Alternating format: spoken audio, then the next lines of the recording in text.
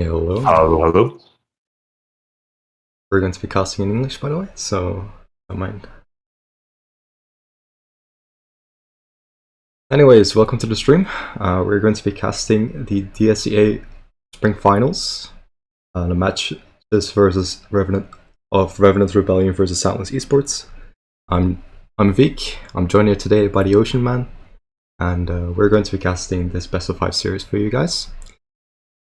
So yeah, currently we are waiting for Soundless Esports to roll in. Their team is not yet complete, but once they are, we're going to be looking at their drafts. I have the spectator link ready, so we can discuss that as well. I should probably send that link to you too, so you can actually see what's going on. That's probably for the best, yeah. There we go.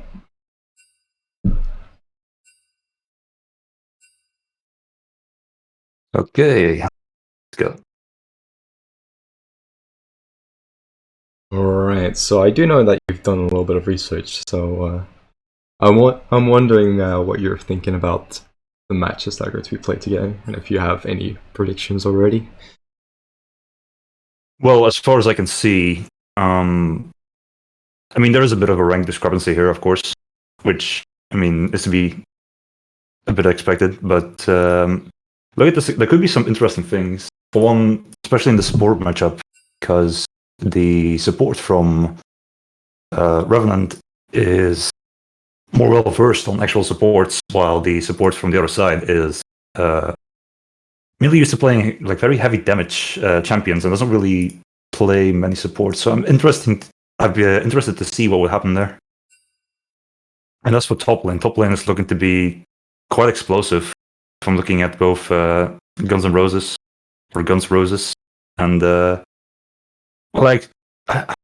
What did you say? There was going to be a sub for the top lane for SL right now?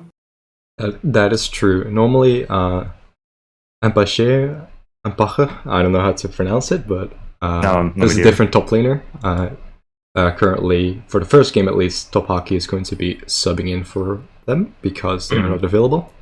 But from the second game onwards, he should be back. So, All right, very good.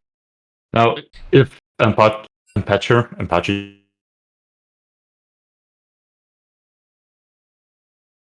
seem to have cut out.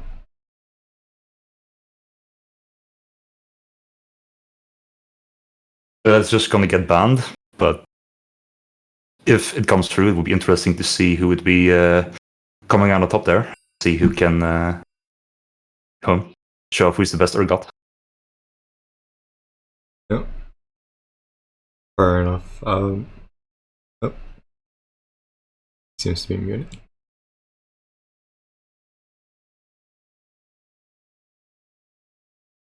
See. ASL seems to be assembled for that.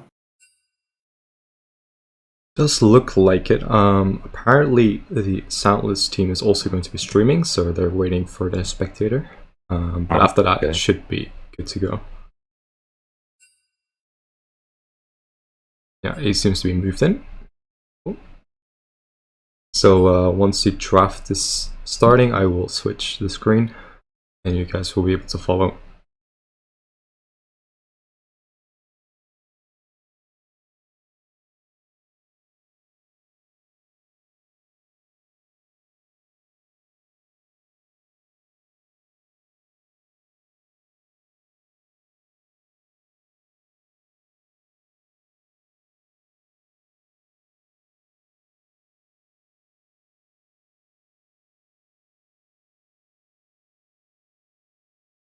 Players are calling the ready chat. See. I'll set it up just in case.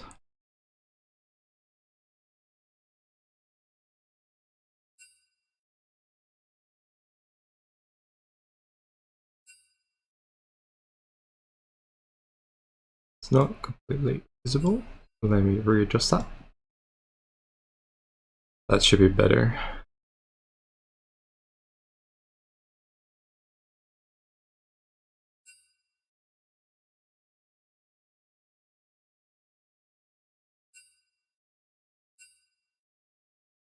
Mm.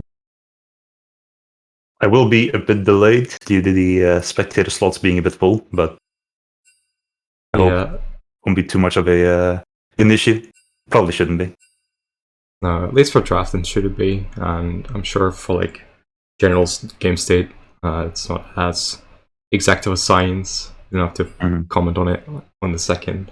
So probably when it comes to actual fights and stuff, I'll take that over because I do have a more close view on that. But it does seem that the draft is starting now, so let's see how that's going. Soundless is on blue side for the first game at least, so they're going to have the first pick.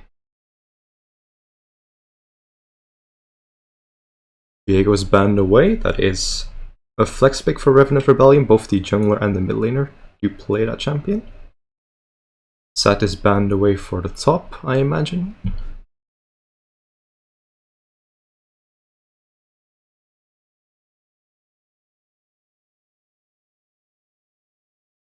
Kind of either expecting an Urgot ban or pick here at some point. No, if they really want to play it, Soundless do have the first pick, so if they think that is high enough priority, they don't have to ban it. That is true. Leona banned away, which is a staple pick for the support Hubhop.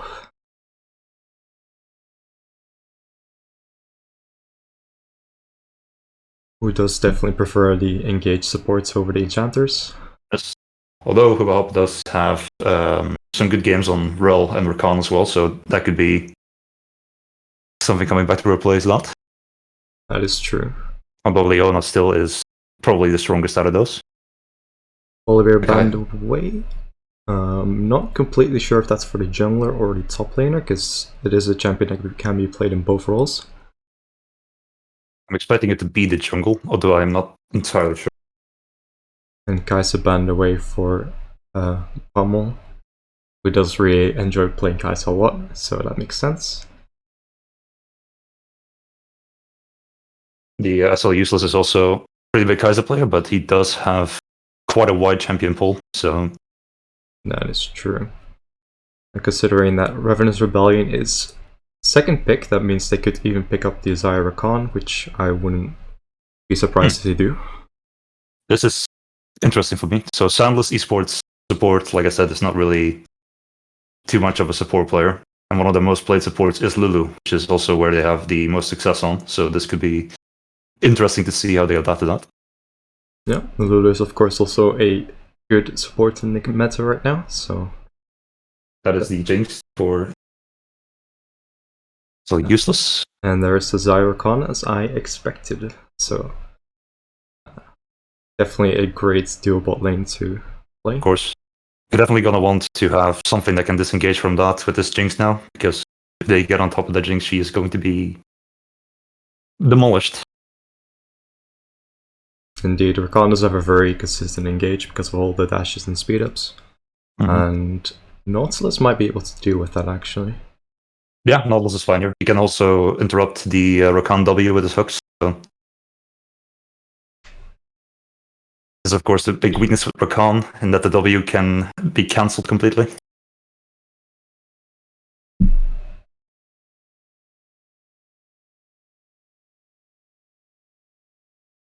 This bot lane could go one of two ways, and that it could either be a farm lane or very explosive, but I expect it to be quite explosive.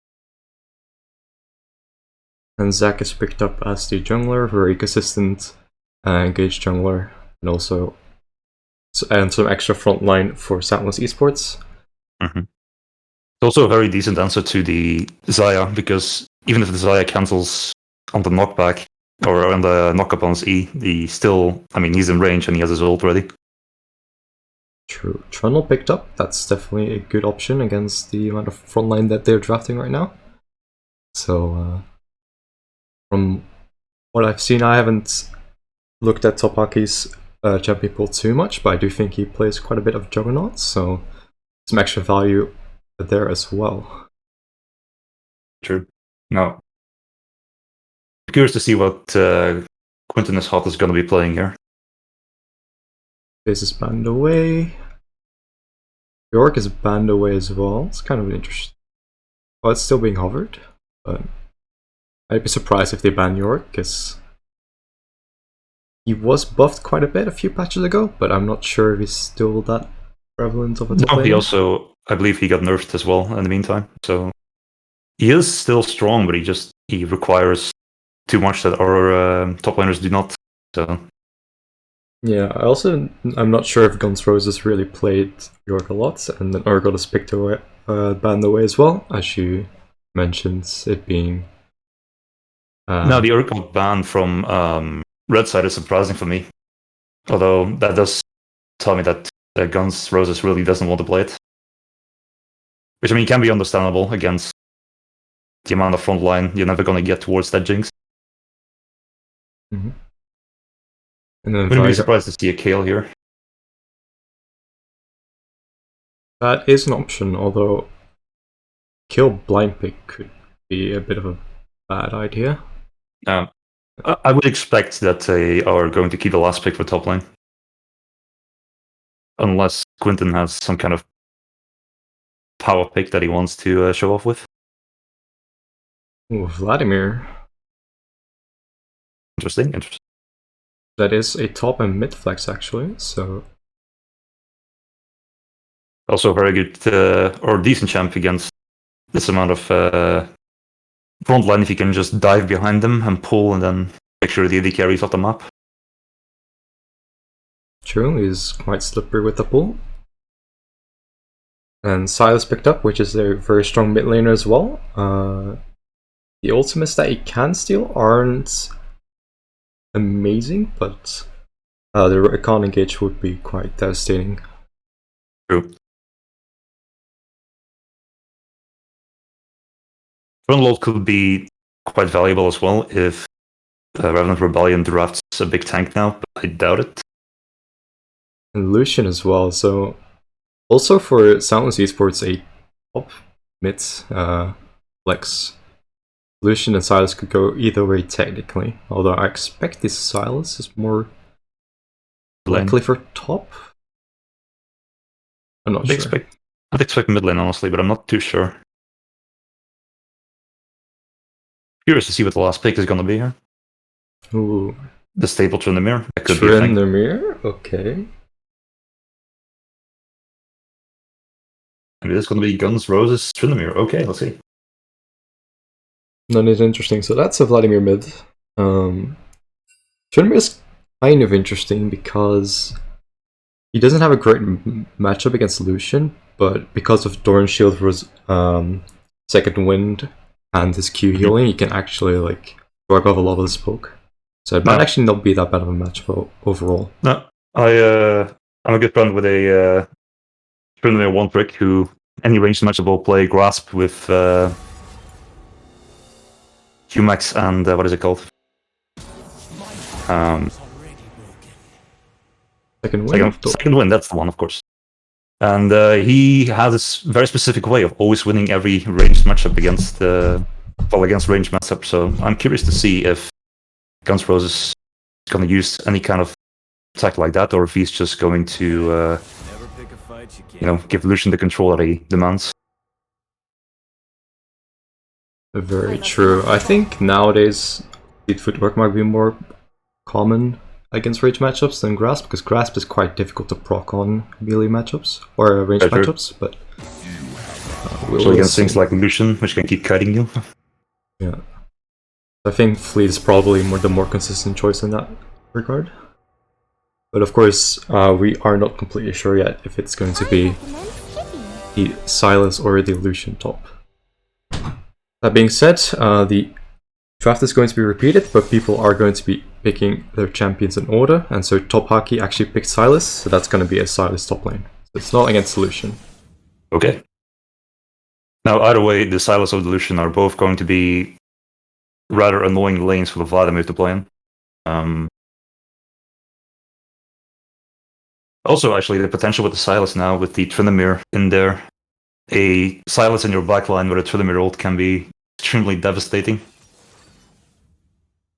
Indeed, so that's something that we'll have to look out for as well. They also don't have a ton of hard CC besides Rakan, so it might be difficult to keep the Silas off the backline. These are going to be very hard to execute fights from Revenant Rebellion. You're always going to have to focus that Jinx if it has any kind of potential in fights, and then still have a Silas and Illusion to deal with, and no CC left, so gonna have to probably play a bit front to back and try to pick people off. It is all you have.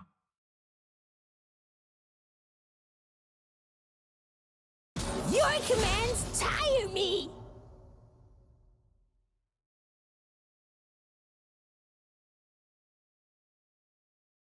As I said for the bot lane, I expect the bot lane to be quite explosive. They are two very aggressive lane. Oh well, they can be very aggressive. The Jinx won't have too much early game damage, but Nautilus can easily for any kind of engage that they might be bringing out. True, both ADCs are probably going to go lethal tempo, so depending on the fights, you might actually get a lot of value out of that and still have good damage because of it. But yeah, so now we're gonna have to wait a few minutes for the delay on the game, because spectators unfortunately have a 3-minute delay, I believe. So in the meantime, we could actually discuss the drafts. Like, what do you think has the better draft overall? I think it's definitely going to Soundless Esports in this one. I mean, this is just incredible. Well, not incredibly easy. It's much easier to execute than the draft that Revenant Rebellion has, especially with the great setup from the Zac and the Nautilus, which are just amazing in any kind of team fight, extended or not. And then you have 3 damage sources that can all be a problem. And it's going to be very difficult for Revenant to deal with that if the Tryndamere and the Vladimir cannot get into the backline. Yeah, that is true. I would say that Revenant Rebellion does have some split pushing options as well. Trundle and Tryndamere are both really quite fast at taking out turrets, and they skill pretty well, even though the lane matchups are maybe not that favorable. Mid is obviously gonna lose, like Vladimir versus Lucian is quite rough in the early game. But then again, not many champions can really contest Lucian early game. And then Tryndamere versus Silas.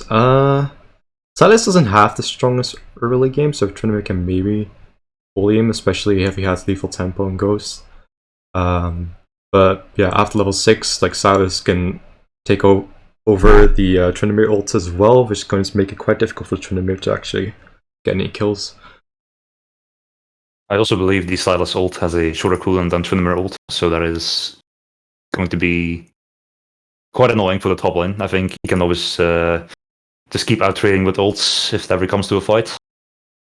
Now for the jungle, I expect Zac to be pretty active around bot lane, actually, especially because pre-6 the Xayah and Rakan are pretty diveable if you get them low enough. That being said, about Silas ults, it's true that Silas ult does have a shorter cooldown. However, Silas cannot take the same ult multiple times in a row, so there is quite a long delay on That's true. On being able to take the Tryndamere ult a second time. So in that sense, Tryndamere does have a few openings, depending on whether the Silas is able to get anything else. But again, like, Silas, besides Tryndamere and Rakan, I don't think the ults are that great, especially since Revenant Rebellion doesn't really have like a clear tank or front line. Trundle can build tanky, but it's more of like a bruiser build usually. Yeah. The only thing, maybe the Vladimir ult can be useful in an extended fight if you get the heal back, but I'm not sure if that's going to be too much of a thing he's looking for. Now, a thing that I wonder about is who's going to win the sustained matchup, because it is Silas versus Tryndamere, and they do like to sustain a bit in lane. Curious to see who wins the war of attrition here. Where Silas does have mana, while Tryndamere does not. That is true, and also Silas heals scales with missing health, and it requires him to get in range of the Tryndamere. So if he is low against the Tryndamere, that might not be the best idea to get close to him. But we'll see.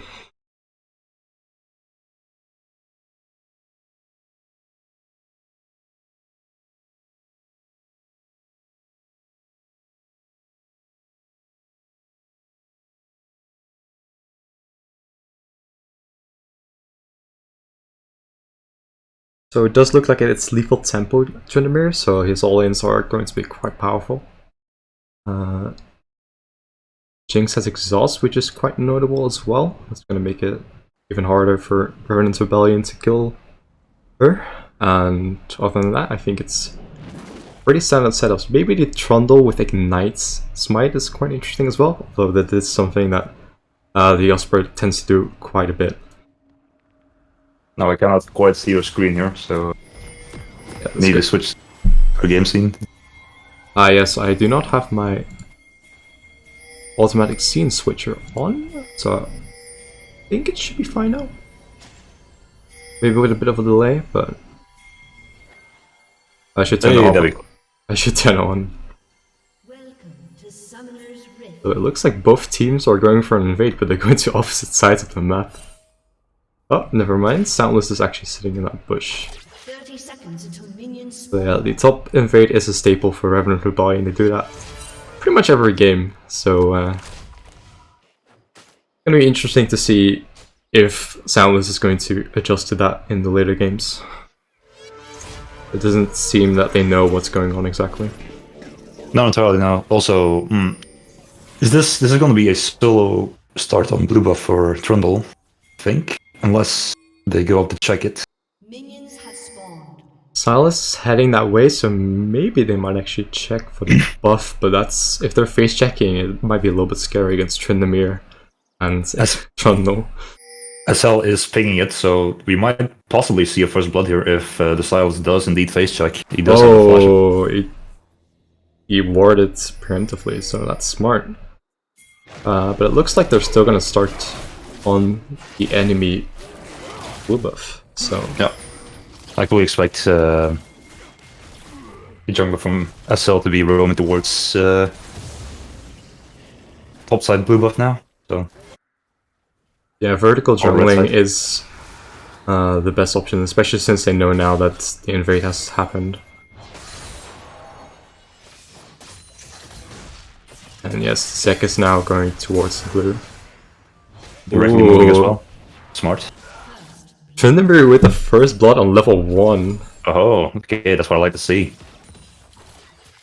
Silas respecting the crit damage coming out from all that rage build up.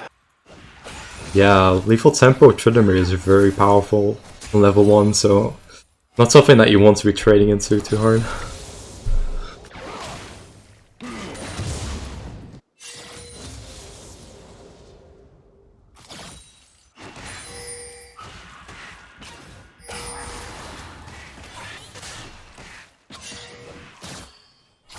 Tryndamere with cheap recall, very good. Gonna have quite the advantage here. Oh, the Lucian's getting ganked on. But the Zek is there to counter. I do apologize for the frame drops, I'm not sure what's causing that. Maybe I'll have to take out some programs on the side. I'm liking this from Revenant Rebellion. Especially the Zek is going to be behind an experience because he had to roam towards red side. And then the gank is pretty easy, he couldn't answer because it was still level 2. Or answer correctly. You know, what's also notable about Zach is that he did not actually take the Wolves or the Grump on the side of Revenant Rebellion, while the Trundle did take his entire top side, so I think he was afraid that in stealing the blue buff he would get roamed on or rotated on by bot lane or mid lane. Though that's going to be doubtful. I mean, Lucian is always going to be pushing out of Vladimir here, and bot lane is going to be a stalemate for now. indeed.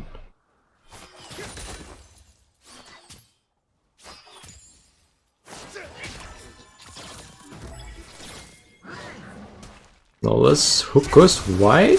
The Rakan goes in, but is able to disengage from the Zac engage. The double dash really helping out quite a bit there. So the Zac is wasting a lot of time now.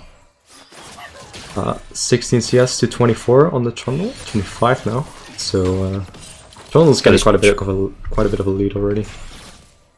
And especially people underestimate the amount of damage that a Trundle can really do, even as a tank when he gets that far ahead. So be interesting to see what he can do. Now, I don't think the blowing the flash there for useless was really necessary, but better safe than sorry, I imagine. Another attempt to engage there. Fortunately, misses, but the Nautilus hook connects. Ramon getting chunked out quite a bit there. Khan is also getting a little low mana, so I'm not sure how high his mana costs are. But He has, yeah, they're pretty, especially compared to its release, they're quite taxing on his mana bar. yeah, so you'll have to choose his engages more carefully. Oh, there's a tunnel gank though. Oh, Useless is going to fall here. Yep. Kill unfortunately goes to the Rakan. That's a little fortunate. You'd rather want to have the gold on the carry or even a trundle, but not the end of the world in the end. and this goes back to what I said about the flash earlier. Like the flash earlier was not that necessary. It could have saved his life now. So, but of course, good response from the trundle, knowing the Jinx is enough flash and immediately coming back bot lane. They're going to be able to pick up the Infernal Dragon.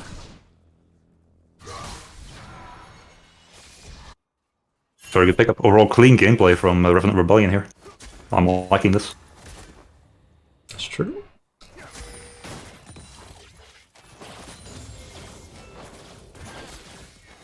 Ramon I'm will curious have to see. Go ahead. Ramon might get collapsed on, but she will be, but she can flash out.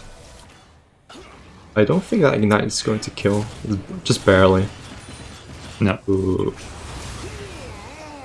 If Vladimir will fall though, unfortunately, I don't think that ultimate is going to be enough. Nope. Vladimir ult's level We rank don't- 1 doesn't do that much damage, unfortunately. Now, I don't like the decision from Roman here to stay in lane when his support is roaming mid lane. Could have been a free recall. Although, of course, if he was back in lane now, we could still get Dove, maybe. So, but he is losing quite a bit in minions for that. Yeah, he was low and had no mana, so it's gonna be very difficult to push the wave on his own. Bit of an overstay there. And of course, Zaya has amazing damage with her feathers, but she does need to maintain that power curve. She cannot really fall behind. She's not going to be doing too much. Both the top laners level 6 now, so interaction between their ults is going to probably play out, but so far, after the first blood, it does seem to be quite a farm lane, with the Tryndamere racking up quite a bit of a CS lead. I'm not too certain on the Oblivion Orb Rush on the Silas, because I assume you're never going to be outtrading him anyways, but Yeah. The issue with Tryndamere as well is that he can choose when he heals, so he can just simply hold his Fury and then disengage and then heal after the previous wounds have run out, so it's not that effective of a purchase in my opinion. I would be more expecting to see something like maybe a Seekers come out, although Seekers did get nerfed a bit on the amount of armor that you do get, so that might not be too valuable either. The 3v3 in the bot lane. Nautilus going to fall very quickly. Zac is going to follow soon after because the Betters do catch him out. Unless Topaki teleports here, but that doesn't seem to be the case. No, it's just I don't know. It's a very good call from Revenant Rebellion. I'm not sure why the SL Jungle jumped in. Maybe he assumed Nautilus was not going to die that fast, but of course Nautilus, if you do not have the shield mac, it's going to be quite squishy even for a tank. Yeah. Vladimir also falls again in the mid lane. W-R combo of Lucian is very difficult to run away from, so you're pretty much going to tank the entire calling at that rate. Yeah. And of course Lucian now with the Executioner's calling is going to be quite a pain for Vladimir. quite an aggressive trade for the Tryndamere as well. He really wanted that plate, but since it's going to reset as well, it's not that big of a deal in the end. No, plus, well, he did cost Silas some minions because he traded back aggressively, so it's a very decent recall for the Tryndamere.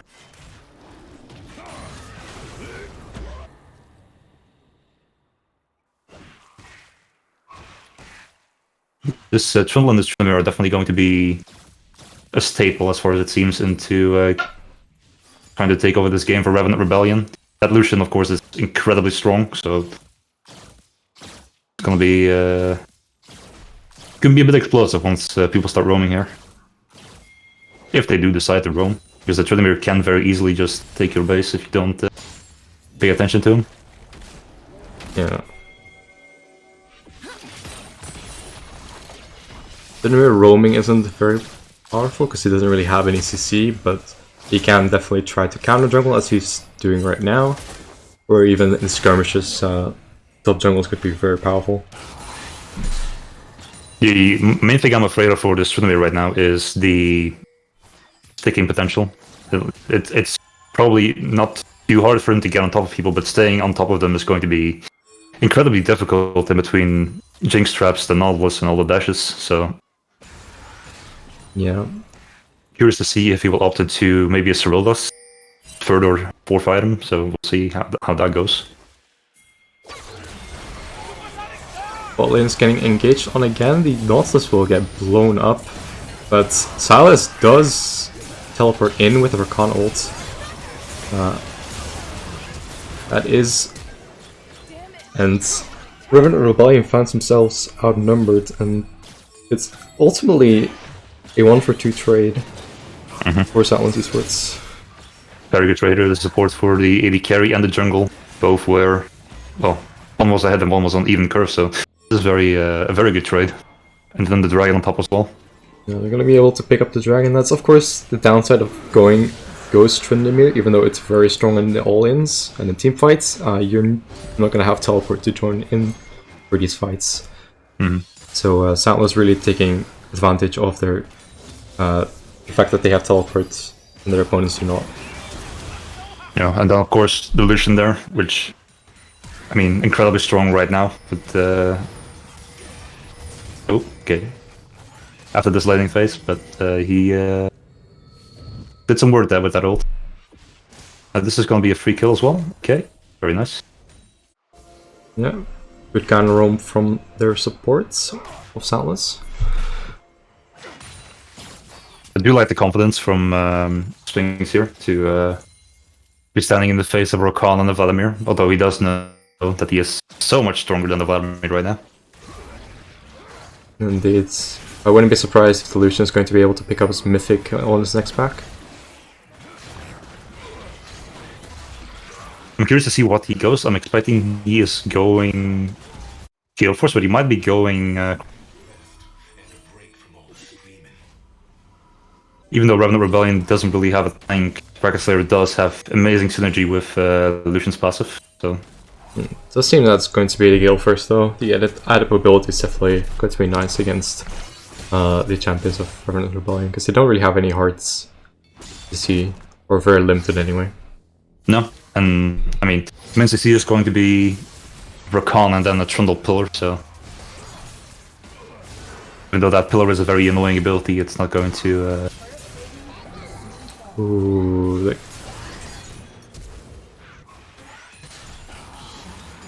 the Tryndamere does get collapsed on, but he's able to turn around to get a 1-for-1. Oh. Kiting unfortunately wasn't enough from the Zac. It was almost a very clean escape from the Tryndamere as well. Just unfortunately didn't work out. The ult ran out a little bit too early.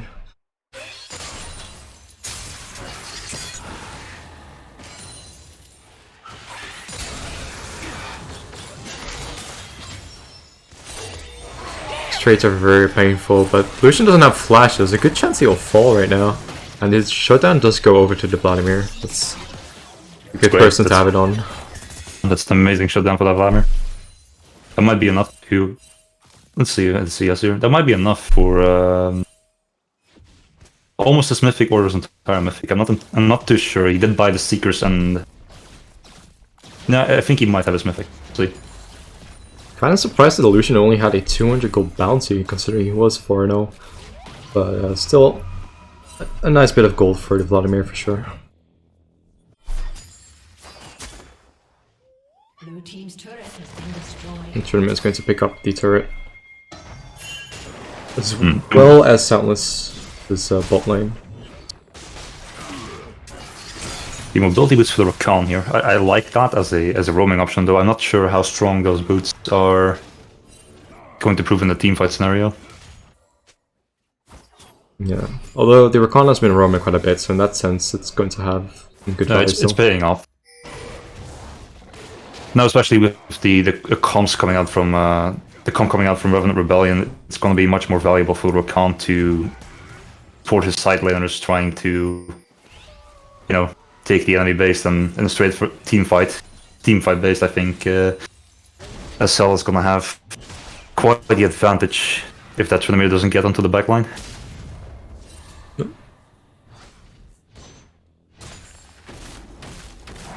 Tryndamere is doing a good job of counter jungling, taking away as many jungle camps as he can, because that is going to limit the golden income of the jungler. Now, of course, it is a sack, so he can't just go pure tank and be valuable, but of course, any gold taken away from him is a great thing. Yeah, especially since around this time it's more common for solo laners and the ADC to pick up camps as well, so it's not just the Zac that you're denying in the end. And Silas is trading heavily onto the Tryndamere, but the Tryndamere does not seem to care and will re-engage and kill him before he's able to get the Tryndamere ult off. But no. In exchange, Brahman is going to get dived on. And the Herald is still alive, so it's going to be able to get another charge off. Very confident play from Guns Roses here, but SL is responding very well to this. Yeah, they will have to answer it now. Fortunately, the Herald has died, so they're not able to get more out of it. But now the Inhibitor turret is very low as well.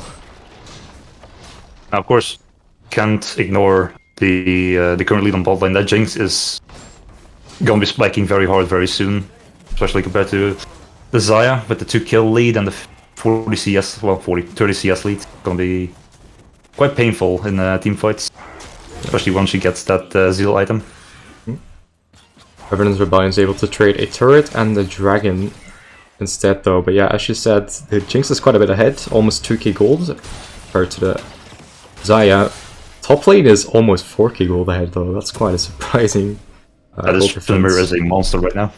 Yeah, more than double the CS, so definitely a big lead over there. Silas is not going to be very useful at this point in the game. The question is how Revenant Rebellion is going to approach this. It's probably the best decision to leave the Tryndamere in the same lane as the Silas and just try to deny as much as you can and keep it that way until the later stages. Ooh, take Ignite. Tronlo is paying off as he picks up the kill against Useless. Very good counter engage from Rakan here as well. Yeah. Quick to respond and immediately onto the carry. And of course the Chevalier is coming out. Ooh, no one actually dies from that. It's quite surprising, but Vladimir is able to keep himself alive with the ultimate, and then the rest weren't quite killed by the Vladimir ult.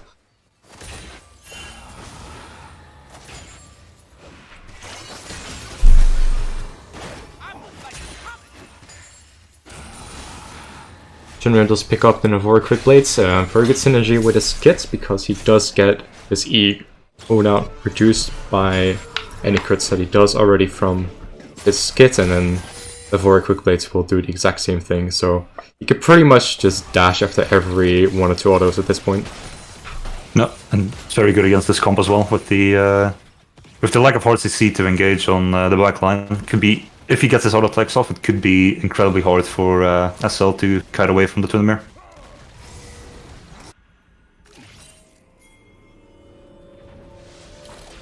Now that he does have 2 crit items, he could opt for the Infinity Edge as his third. That would amplify his damage quite a lot. Zac is getting chunked a little bit by the jungle, but he doesn't have any kill pressure at this point. Now, I'm curious to see. The Jinx did opt for Runance instead of the Phantom Hunter, so. Which, I don't know if that is going to be the correct decision here, because I don't really think they're going to be stacking on you, but of course, those AoE rockets are quite something. Yeah. Revenant's Rebellion is getting collapsed on here. Soundless is grouped completely while both the ADC and top lane are actually split pushing. However, Vladimir seems to hold his own pretty well. Vladimir might be able to get an inhib at this point. Well, Soundless can't really do much in return besides getting this one turret. They're trying to base now, but it's not going to be quick enough. And the inhibitor will fall. Vladimir goes back in, which is Interesting. a bit greedy, but it does seem that they are not able to punish that. So he walks away with a free inhibitor pretty much. And that, of course, that's the big power in a tournament that is ahead. It's always going to be one or two people that are going to have to keep him in check, or he will just take your base behind your back. Yeah, and he takes the red buff as well. Some cheeky gameplay, okay. So we like this. Yeah.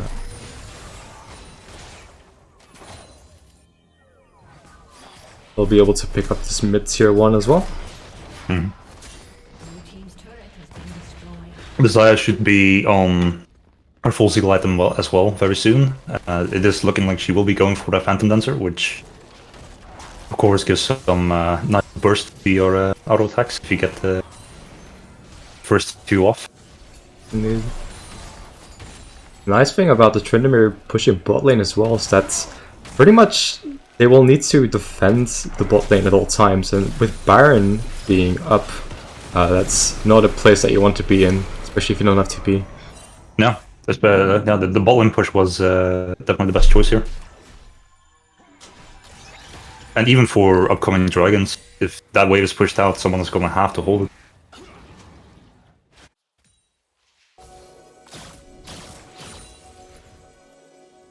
So though I would like to see the tier 2 turret on blue side be gone before they try to work around that bot line.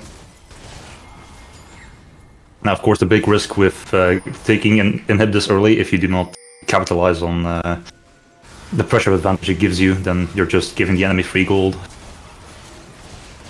Revenant Rebellion is going to pick up Dragon, but their Soundless is trying to take away the Baron instead.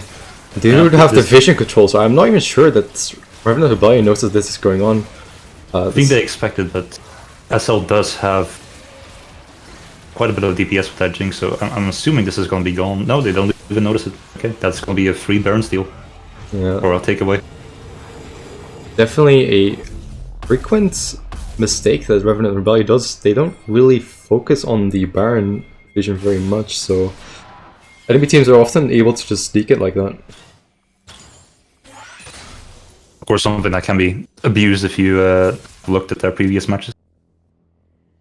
Yeah. Question, of course, is if people really do that much preparation in these tournaments, but Tryndamere is getting collapsed on, but I'm not sure if they can really take him down. He will have to ult here. Rakan is trying to engage back, but the Tryndamere does get killed. As will Amon, most likely. And that is a 3 kills for Soundless Esports, because the Tryndamere was caught out. Tried to salvage it, but the entire Soundless Esports team is there to punish, so... Yeah, I was expecting this to be quite an overchase on the Tryndamere, but it paid out well for SL, so it's a 4-for-0, and that could be an inhib here, of course. Yeah, the inhib is going to fall. I'm not sure if they're going to be able to get more out of that. Looks like they're backing off immediately.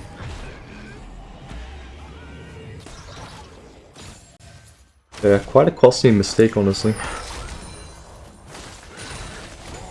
Now, this is the mid inhib, so especially when objectives start coming back, that mid lane is going to have to be pushed out before the kind of rotation is going to be happening.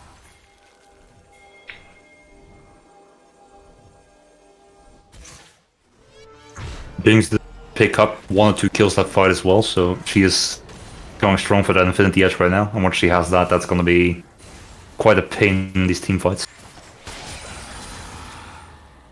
Indeed.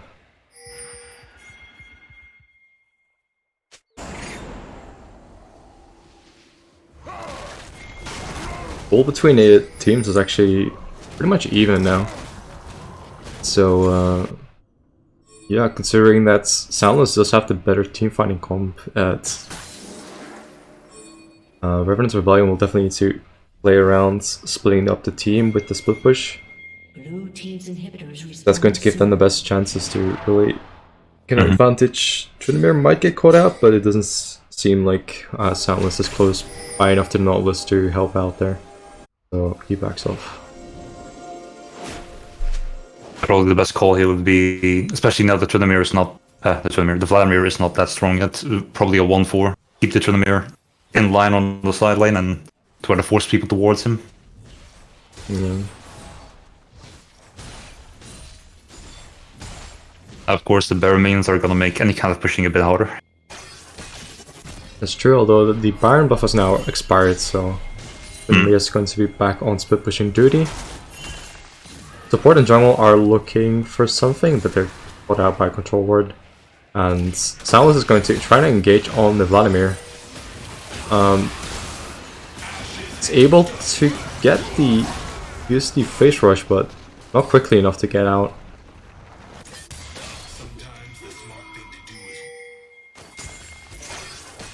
I mean, that's the problem with this Vladimir being a bit behind. He can't really be solo in a side lane, so that's going to be, well, at least not over pushing it.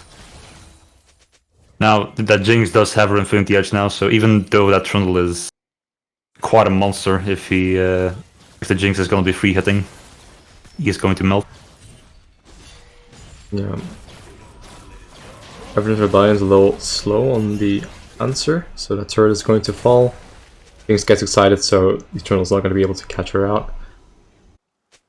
Curious to see how much gold Zaya is off the Infinity Edge as well, because that is now a full item ahead for the Jinx. Yeah. The gold difference seems to be about 3,000, so as you said, it's pretty much a full item. Mm-hmm.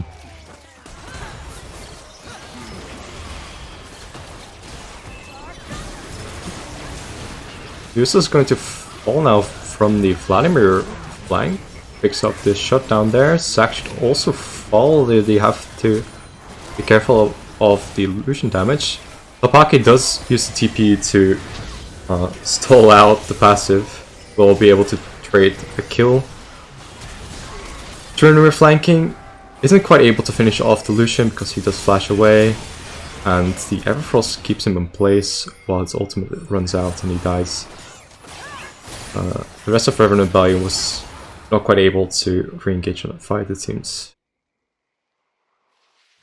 Yeah, it was a bit of a comedy of errors here with the very aggressive over chase from the SL bot lane, but the rest of SL can just slap them with their wallets quickly in one by one, so... But yeah, Soundless tried to pick up the dragon, but was a little too greedy as it's a 3v3 and they were very low. But Revenant Rebellion is able to pick up one more kill and the dragon as well. No, that's gonna be Cloud Soul, so...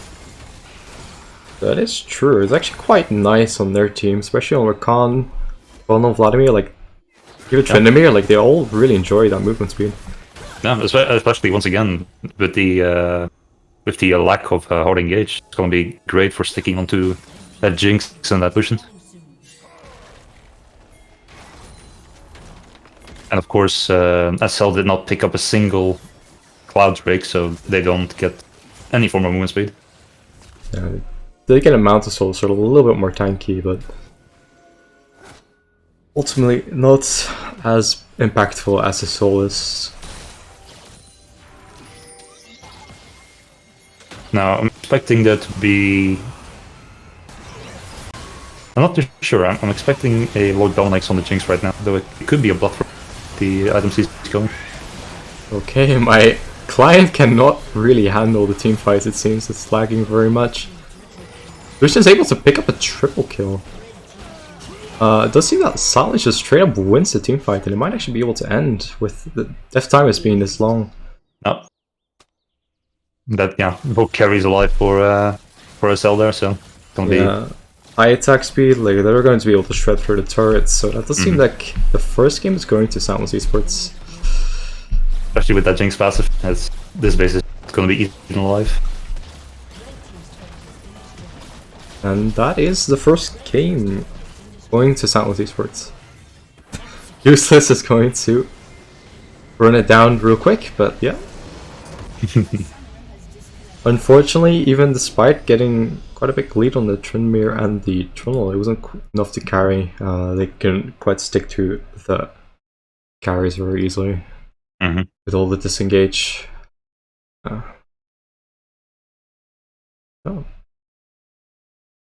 Yeah, that's gonna be one of the main problems there with that comp difference, of course. Really hard to execute the Trundle, the Tryndamere, and the Vladimir against the front line that SL have. We take a look at the damage graph. I need to switch my scene again. I do apologize. There we go. So yeah, Lucian and the Jinx doing a lot of work there. By far the most damage on the Soundless team and also just in the game in general. Tryndamere with 11,000 damage to turrets. Not quite more than the Jinx though. The Jinx actually did more in the end. She was able to shred through all the turrets in the last few minutes. But yeah. Vladimir is still outputting quite a bit of damage, despite being quite far behind in the early game. So that's true. Vladimir does go really well, but he was also a little aggressive on some of these fights. Getting caught out and then having to use his pull very early. I'm curious to see what kind of adaptations we're going to see for the next game. Now, I'm still expecting comfort picks. We'll see what we're going to get. I wonder if SL is going to give some respect to the Tryndamere, or if they will leave it open. That is true. And we also need to keep in mind that now the top lane is probably going to be swapped out, so we might see Impacher instead, who is pretty much a singed OTP, so it's going to be up to Revenant Rebellion whether or not they want to keep that singed open. I have heard from Guns Roses that he doesn't mind playing against a singed, because he has champions to deal with it, but we'll see if that actually works out in practice as well. Both top laners do play Urgot a lot as well. That might see a comeback. Urgot, of course, still a rather strong champion. But that does mean you're going to have a front line somewhere else in your team. And unless Silverhop gets Leo and Alvarez well, I don't know if they're going to be willing to go for that.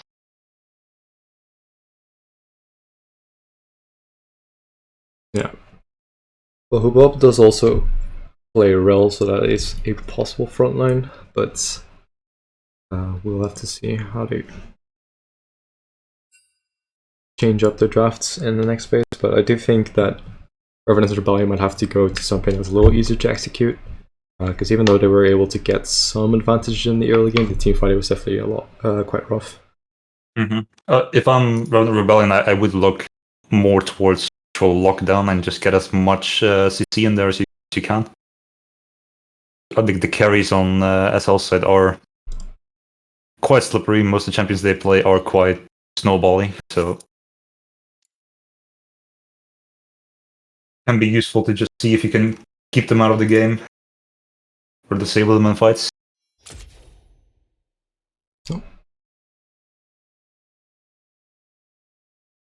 Does seem like Soundless is taking their sweet time getting into the lobby again. I'm not sure if they've received the tournament code. I assume that they have, but we'll have to see.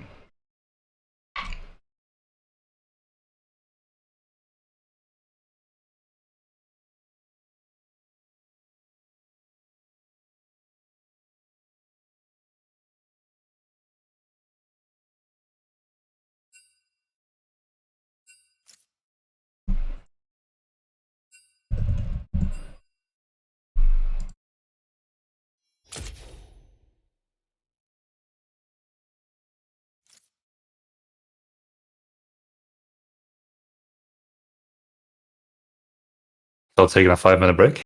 Okay. Okay. That's fair enough.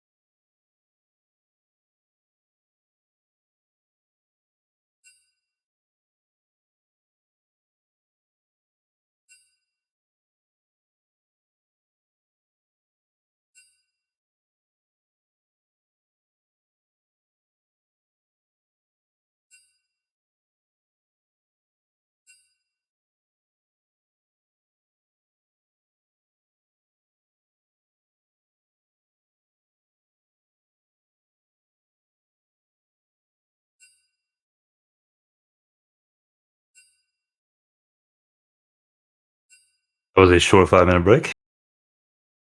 Yeah, it does seem that the teams are all back again. The top laner has swapped, even though it's the same account as a different person playing on the account. So it is the Singed OTP playing on top hockey now.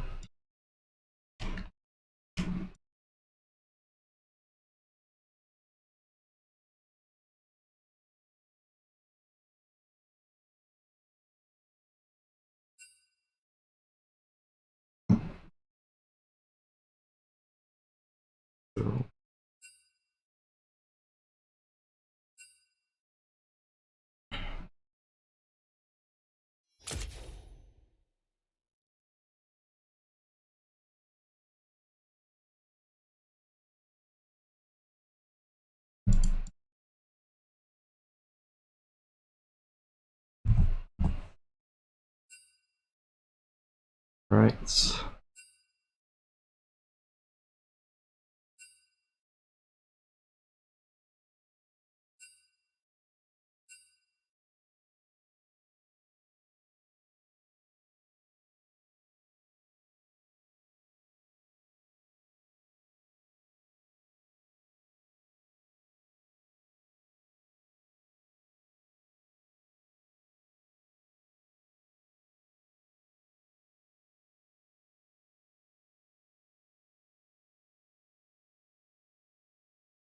I get a link as well for the draft. Yeah, I'll give that to you.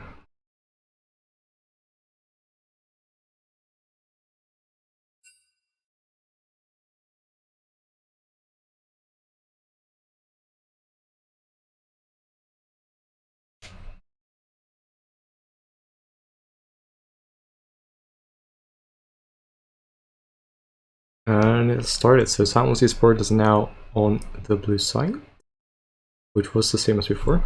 So the losing team does get side selection. Revenant did choose for red side. Interesting.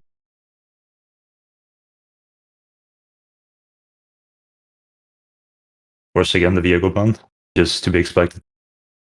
Yeah. Never change the winning team, so if it's working for you, then you don't have to switch up the bans quite as much. There's the Urgot ban, so Revenant Rebellion respecting the Soundless Esports top layer.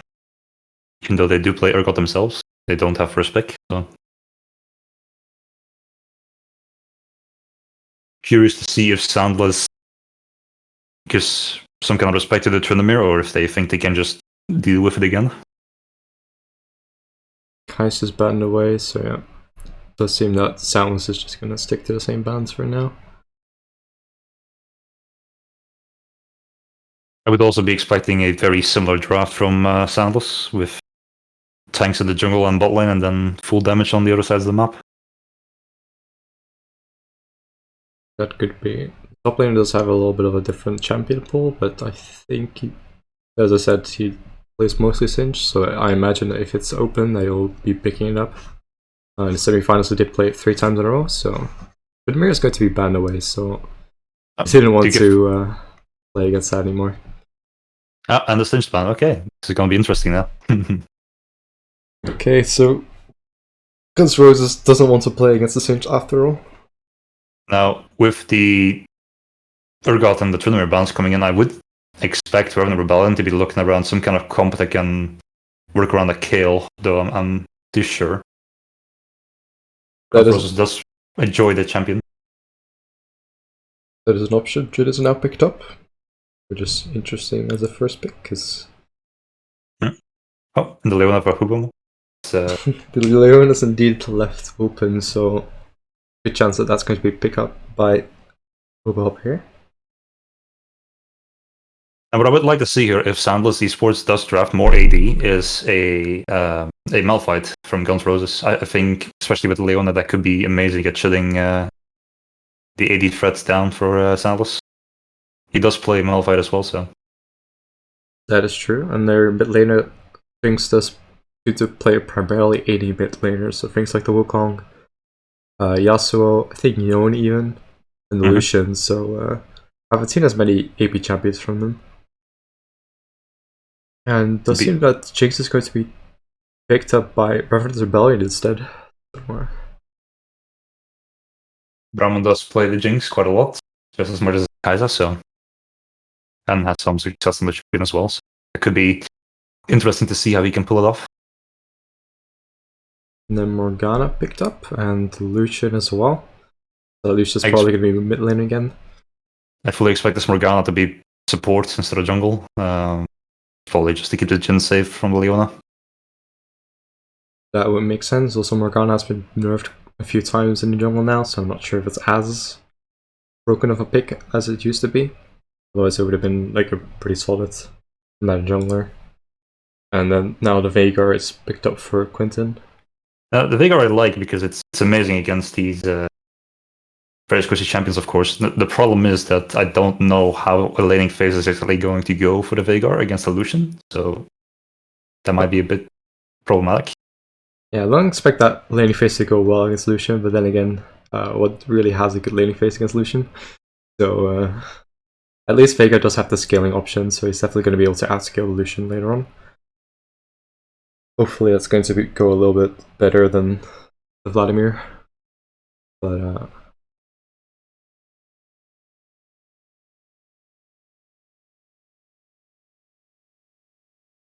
Zac is going to be banned away, so they didn't want to deal with that anymore. Especially on the opposite side with the Jinx that has no escape, Zac can be quite the menace, so. Yeah, it does make a lot of sense, and Zac is also just really solid right now. But actually, Master Yi banned away for Jasper, and Malphite banned away from the side of Revenant Rebellion, so you said that they might wanted to pick up Malphite, but it seems like they're just going to ban it away themselves. That's quite surprising for me, actually. I mean, I guess they have their strategy, so. I'd hope so.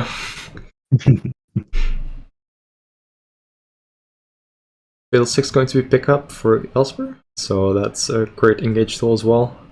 You really need to have excellent vision control against Fiddle 6, otherwise he's going to just completely demolish team fights. No, I would like some more setup on the side of Revenant Rebellion for the rest of the team comp. They have a lot of damage right now, but you're gonna want some kind of beefy frontliner to make sure that everyone gets to get their damage off and not get blown up by illusion. Rumble picked up, so that's probably Rumble. The normal top lane is sometimes played, but I'm not sure if that's something that Packer really plays. I'm not too sure about the Trundle here, especially because they don't really have that much frontline yet, but I don't know, could be that they deem the pick to be that strong. So.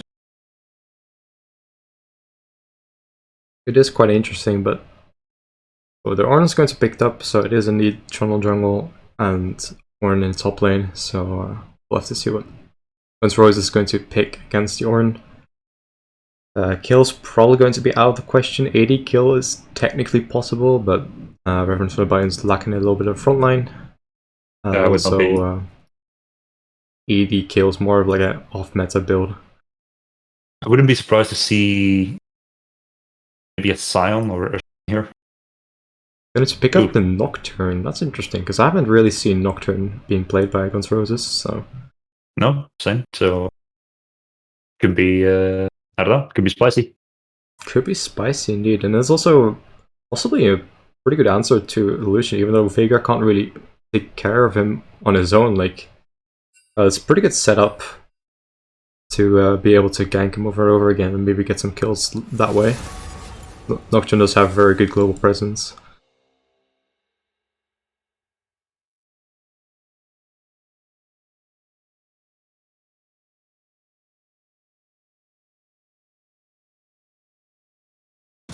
My heart was already broken.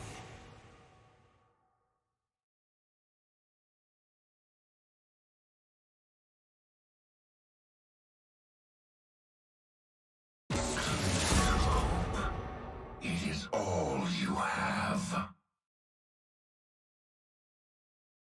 You would love to stay in the void.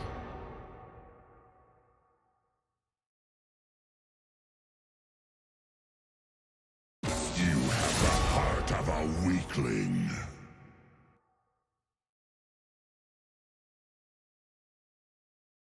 As you wish. I hear you.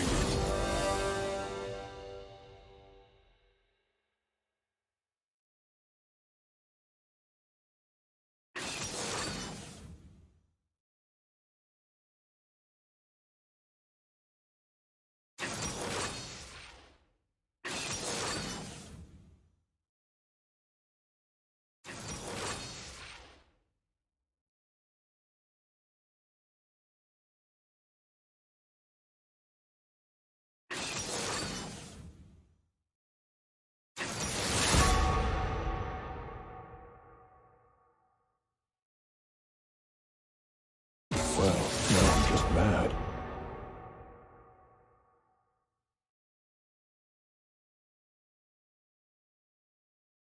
Doubt is the greatest enemy.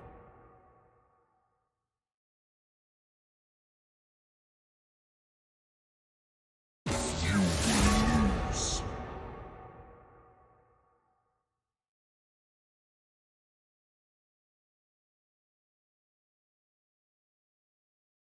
It's your funeral.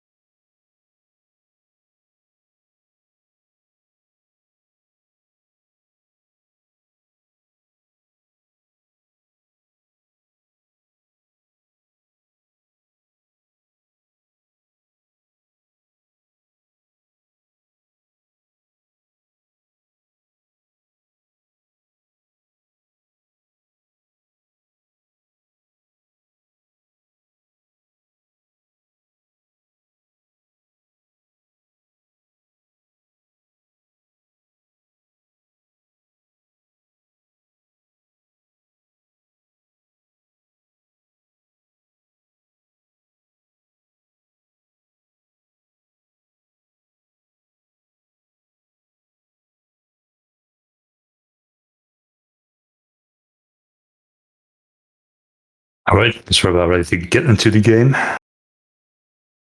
Indeed. So, interesting to note is that both the Jhin and the Lucian have actually picked up Cleanse. Quite a good idea, honestly, against the lineup of Revenant Rebellion, because they do have a lot of heart to see. No. Although, well, definitely, name of the game against this team comp is going to be Mercury Treads on pretty much everyone, so it's going to be extremely high value, this game. Yeah, between the Fiddle Fears, Nocturne Fears, Leona, constant stun, and non-existent cooldown, like it's going to be very difficult to move. Mm-hmm. Team comp wise, I'm not too big of a fan of what Revenant Rebellion have drafted, but I do like the amount of CC that they have. Yeah, So I think this might be quite a difference from last game. And it will be interesting. Like they did get some things done in the early game without the CC that they had. So curious to see what they're going to be doing this game. true. I would also say it's easier to execute than the draft that they had beforehand. This one actually has quite a good team fighting. As to Soundless Esports though, but it's definitely not as. It's definitely a better draft for Revenant Rebellion than the first time, I think. My only real worry here would be who's going to be dealing with that Trundle or that Ornn if they do get ahead and the Jinx doesn't, have her items yet or dies in the fight. So that could be a bit problematic, but Yeah. Although the Trundle does have very low value because besides Leona, he's not going to be able to get a lot of resistances from any of the members of Revenant Rebellion. no, true. And the Leona is primarily also going to be building armor, which is, that's just how the support items work right now. There's not really many support items with good MR value. So unless he goes full tank, that Trundle is not going to be doing much, even on Leona against the Veigar and the Fiddlesticks. So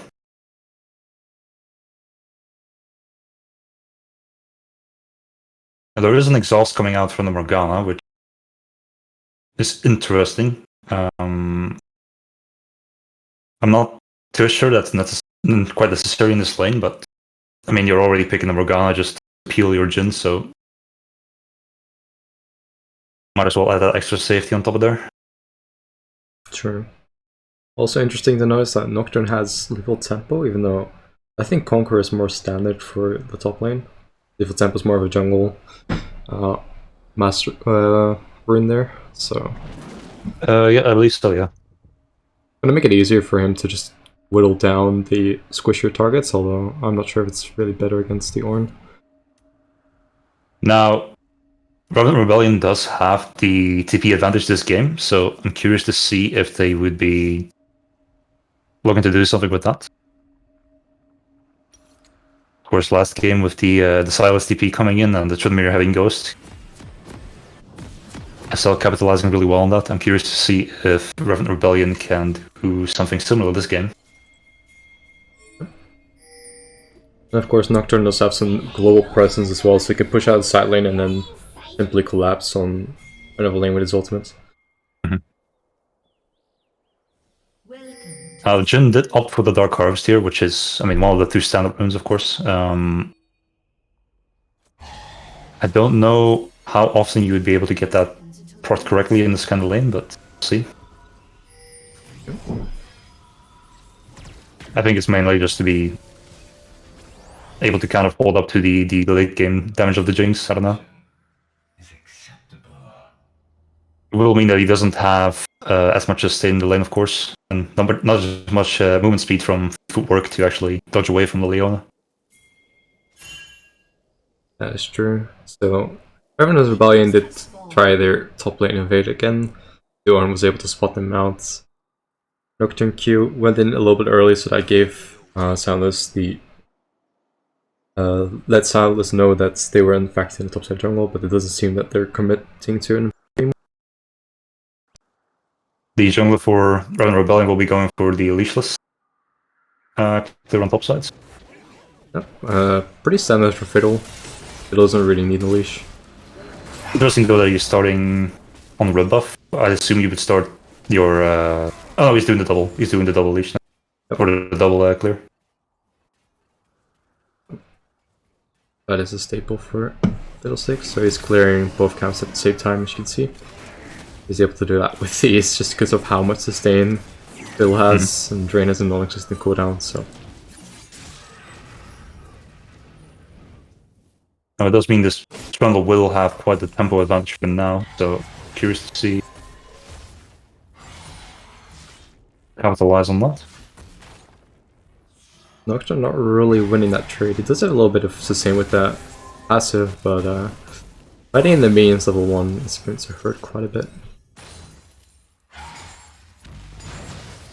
Of course, Ornn does have the interaction with his W that the fear will not go off. It's of course a question if he times that correctly.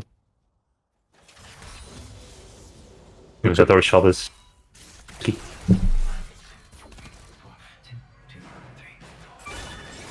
Indeed. Nocturne does have Corrupting Pot, so he has a lot of sustain compared to the Ornn. Actually, they both have Corrupting Pot, so... Yeah, the Nocturne does really need it because of his mana cost. His mana does drain quite quickly if you keep on trading. So. No, they're both down to the first cast. Nocturne's going to get ganked in the top lane though. Why is it not hovering there? But he's able to get it out. It seems does have to burn his flash though. No. If someone gets the flash, we'll lose a bit of an advantage on farm here. Fiddle coming out ahead in that. Lucian does get out alive, so I don't know. No, he did not blow the flash. Flash, the cleanse. He's just getting engaged on. Good CC lock there. We'll have to flash. He still has his cleanse though. And the Fiddle's coming in now. It's gonna be good. It'll be very good. And that is a first blood for Revenant's Rebellion. They might be able to pick up the second kill, and they do. It's going on to Ramon, so definitely the right targets to have the gold on. Yep, that's very good gank from the Asper there. And of course, the Jhin now flashless against the Leona. Of course, you have the Morgana, but still, it's not a fun lane to be in. Yeah. Jhin does does still have cleanse, but yeah, cleanse doesn't really do much for you when Leona Q has a 6-second cooldown. looks like the Trundle is going to be focusing all his attention on the top lane, and the Nocturne will fall this time around. He's playing very aggressive, so good punish from the side of Soundless. Of course, getting the Ornn head is a tactic, but I don't know how much value it is going to give you. Of course, it could be just to deny the possible mid lane roams from Nocturne. That is true, and also the kill did go to the Trundle, so there's a bit more value than simply giving it to the Ornn. Ornn, of course, has fallen off in flavor from the game ever since last year, so, but I mean, he is still a very strong champion that can definitely offer a lot of late game power, especially with the upgraded mythics. So.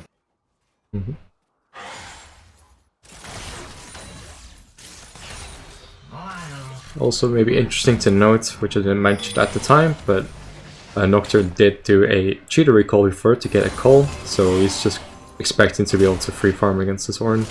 So he's going to be able to get a little bit of extra gold from that. Actually, good call from the bot lane here. Bot lane from SL is slow push the wave. Leona can't really engage on the Jhin now. It's gonna be a massive minion wave waiting for him, so. Of course, the Ignite is still down, so that is also a bit of kill pressure that is gone completely. I would expect SL to just recall here, because Fiddlesticks has a free roll on their bot lane. Unless the Trundle really wants to answer, and then maybe rotate towards Dragon.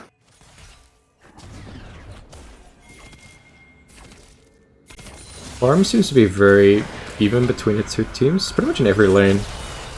The Vega's even in farm against the Lucian, which is quite surprising. Trundle is going to be ganking. Fiddle's there as well though, so maybe they're able to turn around. And the Series Fiddle 3, does not. but Fiddle doesn't seem to be committing to the fights. And Nocturne with the roam, that's the power of Nocturne, of course. The paranoia being able to catch out the Lucian there. Really not a lot of counterplay there if you don't have sums. Nope. And very, very good call from the Nocturne, actually. Using the priority head on top lane to roam mid lane and get something back for the death on bot lane, so. Sure. The only way Lucian is surviving there is with the jungle's presence. And the Ornn wasn't able to push out the wave fully, so the Nocturne isn't even losing that much. Now, I think if Fiddle had moved a bit faster down on the bot lane, he might have been able to actually secure 1 or 2 kills on the bot lane. Now, I'm not too sure if he was afraid of the damage that he could possibly have there, or just not, not feeling too safe with the Trundle there. Probably wasn't willing to fight that because Fiddle 3-6 is not that strong, but after level 6, quite powerful. Ornn comes in, but I don't think he's going to be able to do anything on his own. No, that's gonna be. But the Lucian, they're actually able to disengage completely from that fight. Well, very well played by Revenant Rebellion. Yeah, very good. And of course, Veigar now 2 kills up. That Veigar is going to be painful. Yeah, he's not even behind in CS, so considering that Veigar outskills Lucian to begin with, it's not looking good for Lucian. And I'm quite frankly surprised if well, the CS lead has increased a bit now, but of course he has had a bit of a bad recall timing there. He scrapped by mid lane, but he's not fallen too far behind, which is surprising with the oppressive nature of Lucian in the mid lane.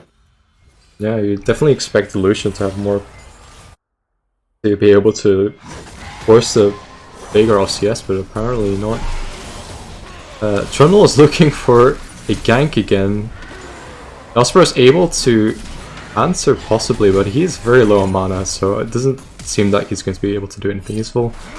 And he will have to flash out to avoid any retaliation. Quentin doing quite a bit of damage, but he's going to get collapsed on by the Lucian now. So this is not looking very good for him. He's able to get the return kill though. So ultimately not that bad. Shutdown goes over to Ornn. The bot lane also is able to get off Very good a kill. 2v2 kill, possibly even 2 if they're able to keep the C going like this. The W goes wide, but it doesn't matter because Leona has so much to see it as possible to get away from him. Yeah, that's the strength of Leona, of course. If you're at your turret, and she can just follow you through and she will get 5 Qs off before you're back to yours, so. Yeah, so well played overall, like even though the top fight didn't go so well, it was ultimately in 1-for-1, so really not that bad. And the shutdown for the Veigar, of course he did get a shutdown, but it was on the Ornn, so not as much value as it could have been. And now of course you have a 3-1 Veigar and a 3-0 Jinx, which are quite scary in the early game, especially if you're a tank, so it's gonna be... Yeah. The only downside of the Ornn getting the kill is that he hasn't housed a double buff. It's gonna be very difficult for any Nocturne to actually get Prag, although it seems like the Ornn is respecting Nocturne a lot still, so might be able to still push out a wave and bolts. Now of course Nocturne does have the ability to cancel the enhanced damage from Ornn with his W, so that's where most of his damage comes from, so that might be a bit of a reason why he's afraid to trade. Yes. Of course, you're gonna be wanting to use your W offensively, and if you do, then you don't have it to cancel the fear, so... At this point, it doesn't seem like Nocturne's going to be able to get much done, but you can just walk out of vision and create a lot of pressure that way. He doesn't need to actually commit to an engage to instill fear into his opponents.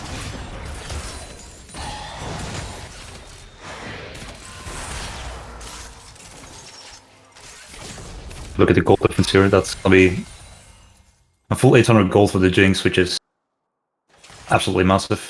Even in a 1v1 scenario, that Jinx is going to be doing a lot of damage to Legend. Legend is not gonna be having too much success in actually winning fights until mid game at this point. At this point, the only lane that's behind is Nocturne, but not really. Personally, you don't really want the Ornn to be the only Fed member on your team, because he's not going to be able to solo carry these fights. Mm-hmm. In 2019, maybe. Yeah, Ornn does do a lot of damage for a tank, but he's kind of fallen out of favor, especially when things like Silence exist. I'm curious to see if he, especially if he has the grasp now, I'd be curious if he would be willing to try and make use of the changes to Warmogs, especially because they have so much mixed damage. It might be valuable to maybe get a Warmogs and a Stone Plate and see if he can get some use out of those changes. Interesting to notice that the Nocturne has actually walked bot side, so he was looking for an engage there, possibly. He did lose the entire wave for that, and he's not really going to be able to get a gank off, just because bot lane is pushed in, and mid lane is not on the map right now. Mm-hmm. So, yeah, he's going to lose quite a lot of main experience for that, unfortunately. Now, of course, Nocturne's strength comes from his early mid game, being able to get things done in the game. I'm just imagining he's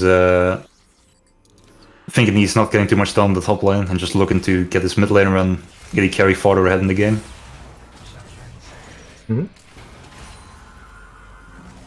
Night Harvesters. No, go ahead. No, go ahead. Well, Fiddlesticks has picked up the Night Harvester, which is kind of surprising. I thought that Fiddlesticks preferred Pertibelt overall, but that's going to give him a little bit of extra burst damage. No, I think perhaps with the immobility carry, it can be justified to just go the Night Harvester. Especially with your old, I mean, the movement speed will proc on several members, so it's quite easy to keep up with the Jhin and be a problem for him. That is true.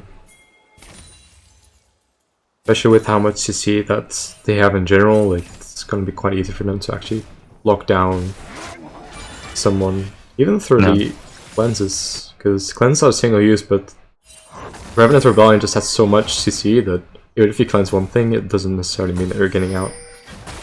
Yeah, basically, if Revenant Rebellion like focuses one target, that target is dead, and there's nothing you can do to protect them. It's just, of course, you got to be careful that you don't accidentally wipe by the rest of the team if you do that. But if a person gets caught, they're most definitely going to die.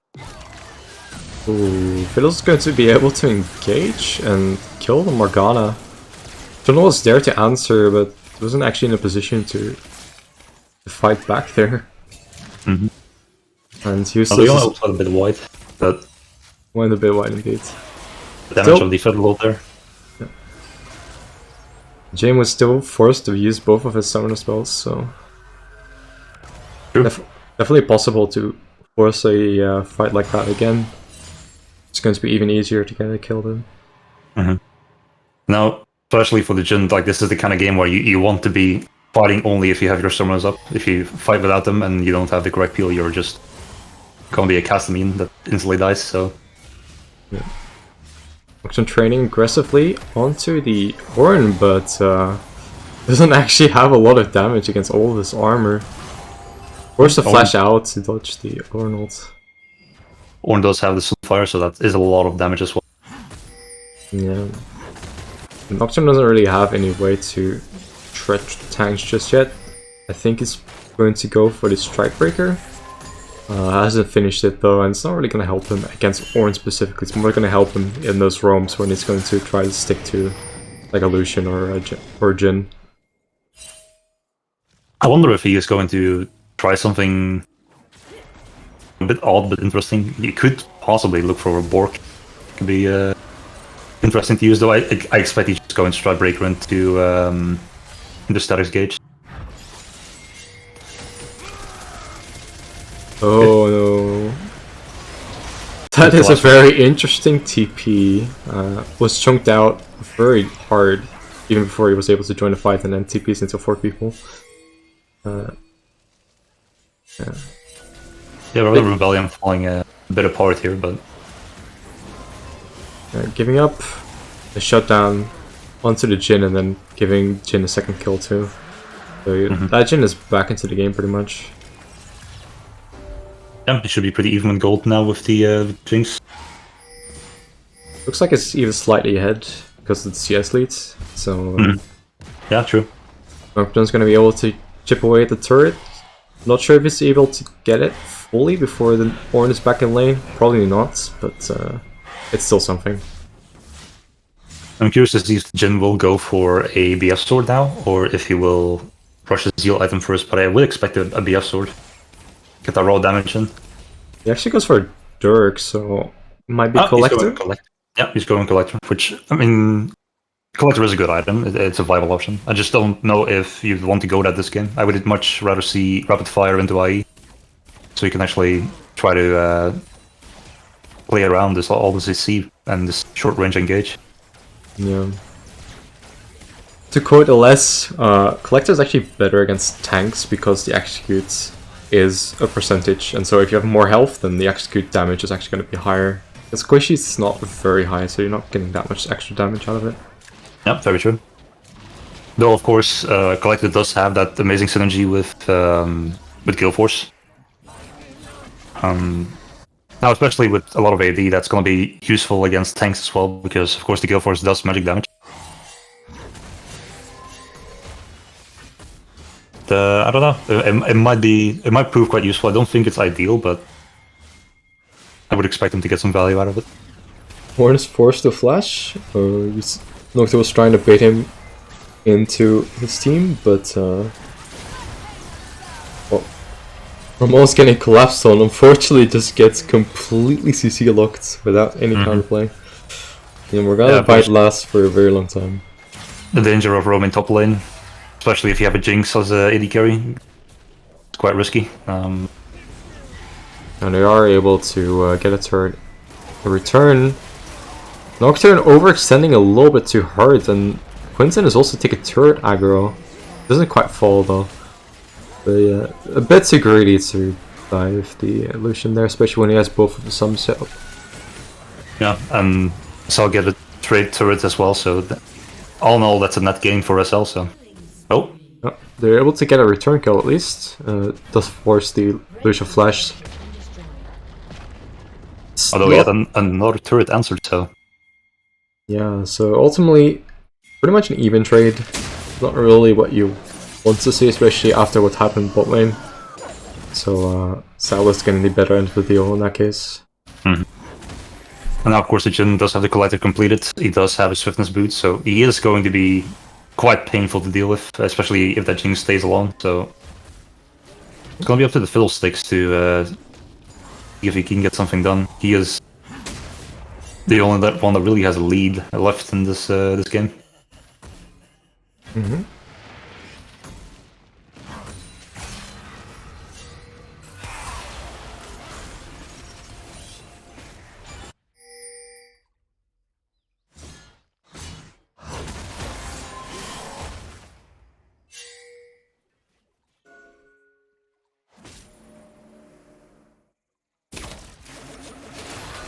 As far as the gold goes, I think most of the lead seems to be on the Fiddlesticks, isn't it? But of course, that Fiddlesticks ult can be incredibly devastating, so every single fight SL has to make sure that they don't get flanked out of vision. That is very true. Fiddle has also now picked up the stopwatch, so it's going to be even more difficult to actually answer the engage. And then stacked with all the CC that... Oh, that's a pretty good cage. Catches two people, the Morgana has to flash out. Oh, Jhin surviving on almost no HP. The Jinx W goes wide, but they're able to actually re-engage using two flashes. I'm not sure if that's really worth it against the Morgana, but they pick up another kill. Yeah, probably not too worth, especially from Leona. Although using your flash offensively is a good call on mid-game with Leona. Yeah. They're not quite able to get anything out of it. They're not looking to start Baron, for instance. So they're just going to go back to farming. It does look like SL did expect him to start Baron. I would also expect that, to be honest. They're not going to, so I guess SL just curious. Dragon is coming up very soon, though. Looking to be... That's probably going to be the objective of choice, yeah. The problem with Baron is that your main strength right now is the Fiddlesticks, and Fiddlesticks isn't really that powerful if he doesn't get the flank ult off. And if you're stuck at a Baron pit, then obviously you don't really have the option. No, true. Also the Jinx right now without the IE and just the... well, really 2 attack speed items. Not going to be providing too much.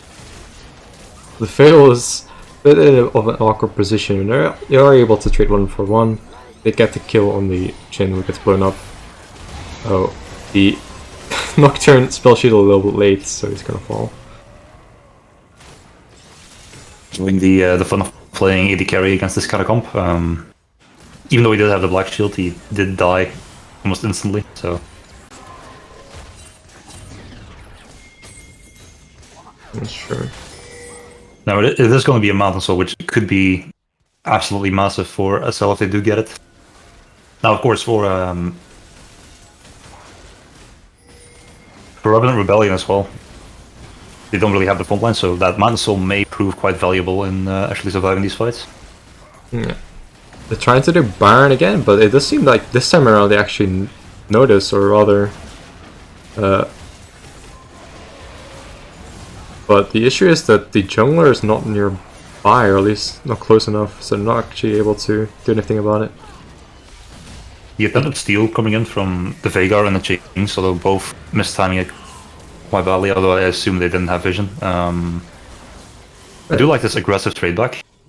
Good. Yeah. They're able to get 2 more kills, so that's pretty good. They're not going to have Baron on these players, but overall, yeah, again, like, they're able to just sneak Baron, and they're not answering quickly enough in time. And now it would be valuable to just clear this top side jungle for blue side, and then go to top lane and take that turret down.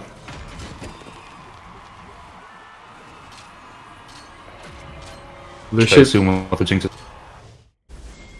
Lucian pinging the Fiddlesticks bounty, which has gone up to 600 gold, so if they can kill him, that's a big bounty to have, but with the Zhonya's it's going to be quite difficult.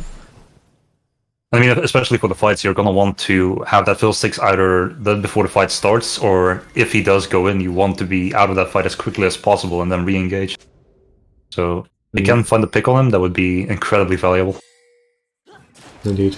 Fiddlesticks ult does do too much damage to just be standing in there.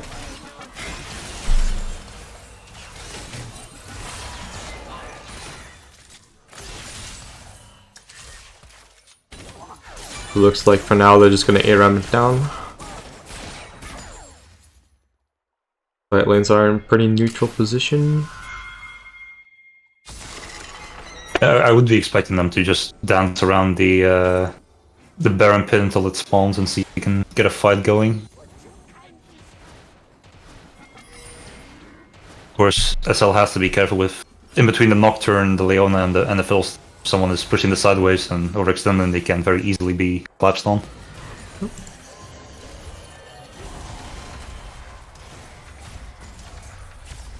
Jhin ult is used, but does virtually no damage. The player is stuck in the Veigar pit, but don't take a lot of damage there either, because it's just 2 tanks. Of course, with the Veigar build that he's going, with the Everfrost and the Cosmic Drive, he is going to have a lot of flat damage, but he likes the penetration to actually, going to be taking care of that Trundle who's building his Visage right now. Yeah.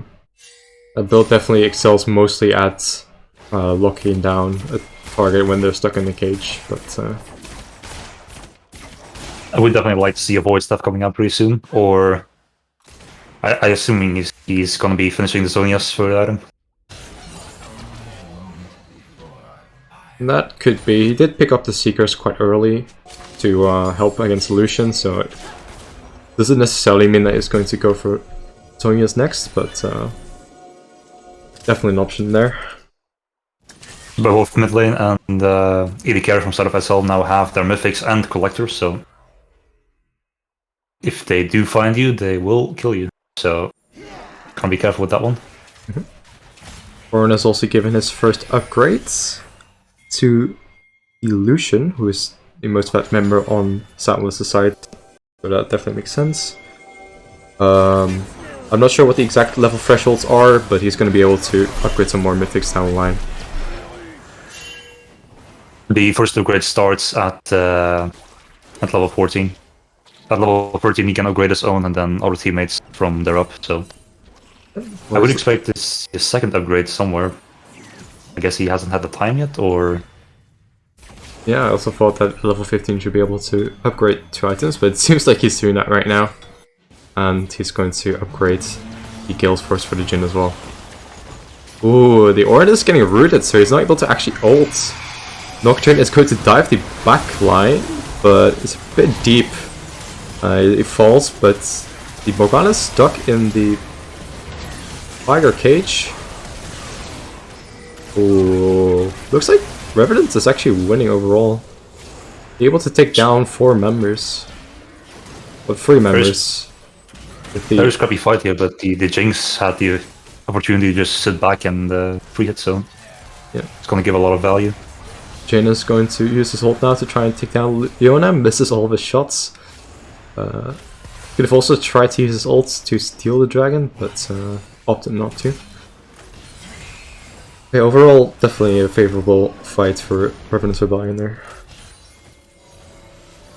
And now, of course, in between the Morgana, the Trundle and the Ornn, it's going to be hard for SL to take out members of Revenant Rebellion, especially if that Lucian and Jhin don't get on top of them. If that Mountain Soul becomes a big part. Now, Baron is spawning soon, so I'd be expecting some kind of vision control here, and then see if they can get a pick on the jungle. Looks like the Leon is indeed trying to set up the vision. Only used their sweeper already, but it's not actually going to go in the pit to get rid of the ward there. Jungle and support going together to clear the vision. Very smart decision here, but they do use the sweeper simultaneously, which is a bit inefficient. Oh, the Viger just completely one-shots the Jhin. Fiddle also ulted afterwards, expecting that the damage wasn't going to be enough for it. Yeah. Even Revenant Rebellion surprised by their own damage. And the Veigar is right now going for the Rabadons for Adam actually, so he is going to be incredibly scary for this Jhin and this Lucian. Yeah. Not gonna have. Go ahead. Not gonna have the penetration for the tanks, but the squishies are not gonna live through this damage. No. And of course, if only tank survive, it's not gonna be doing too much. Now the fight coming out here. I think this is gonna be just straight into Rebellion's favor. Yeah. Trundle falls. Guns Roses manages to make it out barely. He might sustain up a little bit with his passive, but I doubt that's going to be enough to really worsen pain. They'll go for Baron, which is kind of interesting. I would definitely be looking for Baron here, especially with the Ornald down. So yeah, Ornald down, Jungler is dead. I guess Nocturne just being too low means that ultimately it's a 4v4 anyway. But not really getting anything out of that fight, unfortunately. Now the Jhin did opt for a rapid fire cannon for that end, which, like I said, the rapid fire cannon can be quite useful against Pomp because of the range increase, of course. But he does like that BF item, which could be okay. The Jinx is going to just get the resets. Okay, very nice. Manages to trade a triple kill. Isn't quite able to kite out the Trundle, unfortunately. Gets the speed up from his W. But he is also going to fall now to the Viger, I imagine. He was very low mana with the blue buff. He has enough mana regen to get mana for his Q. So ultimately a really good trade. It is a good trade, although I will point out that the Jhin did get the shutdown on the Phil 6, which was quite a massive shutdown, and it did give him his VF sword, so he is looking to be quite a bit stronger in the next few fights, so if he manages to complete that item. Yep. And again, Revenant Rebellion isn't really able to translate those winning fights into any objectives, which is quite a shame. Veigar has now completed his Graviton's. I do think he's completing the Zonias now, I might again be wrong, but... Yeah, the Amp Tome on its own is not really enough to discern what item he's going for next. I wouldn't be surprised if he goes for a Void Staff, but then again... Oh my god, that's some insane damage. One-shotting both of the carries with falling afterwards. Unfortunately, the Lucian does pick up the 1k shutdown. Yeah, that's a lot of gold coming in for Lucian. That might be his IE. Yeah, there it is. Yeah, so overall, pretty decent, but also not ideal. It is a worthwhile trade for the Lucian. And I was once again wrong. He is going for the Void Staff, or just supplanting Jewel into Zhonya's finish. But I'm assuming he's going Void Staff. I think that will be the most logical option, yeah. Might even be interesting for the Veigar to later on in the game actually get rid of the Seekers and buy like a tank item or something. He has all the damage he needs, so.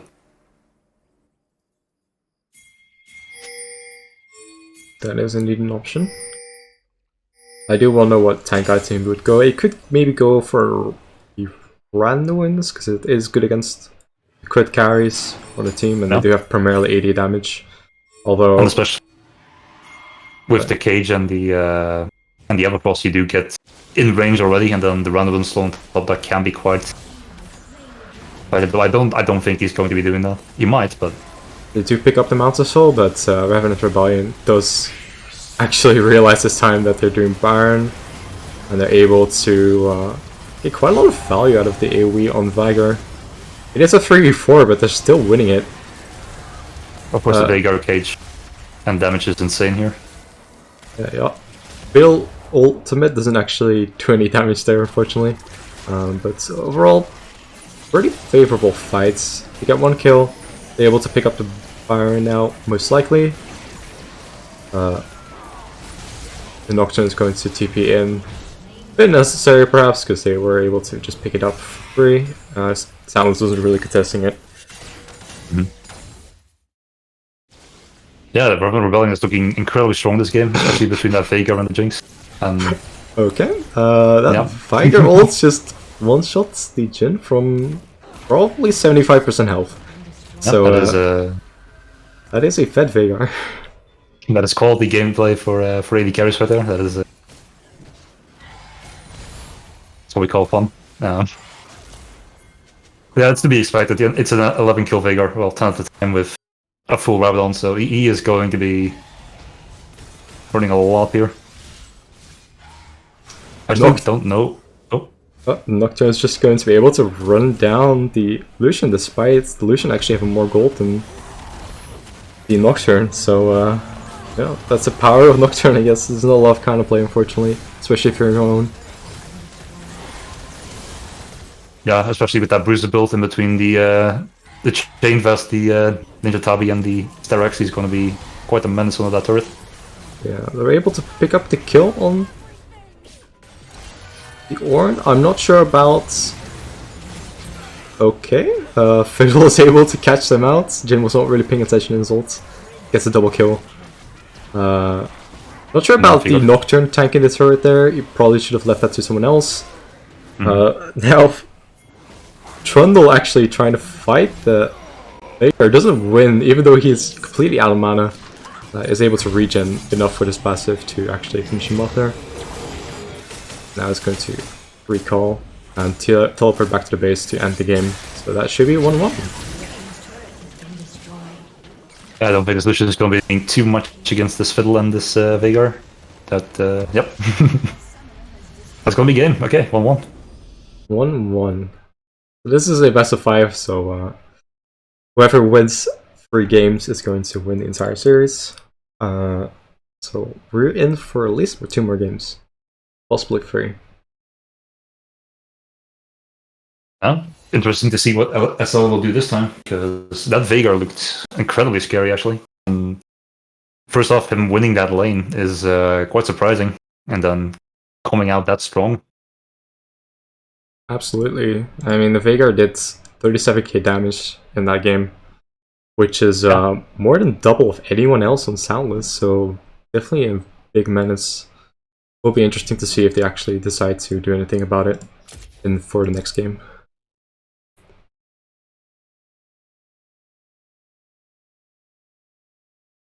Alright, it's time to set up the next lobby. Rather get into index lobby. And if we do get the draft link, I'll be sure to share it with the stream Alright. and with you.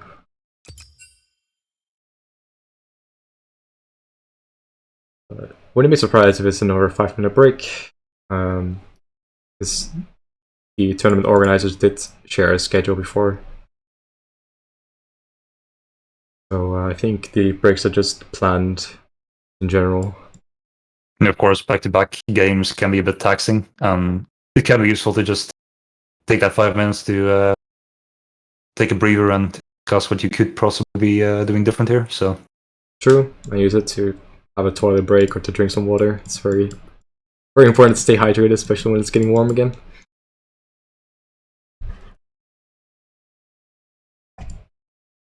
But yeah, looks like they're taking a sweet time to get back into the lobby, so I think we'd also take a little bit of a break, and we'll see you guys in a few minutes.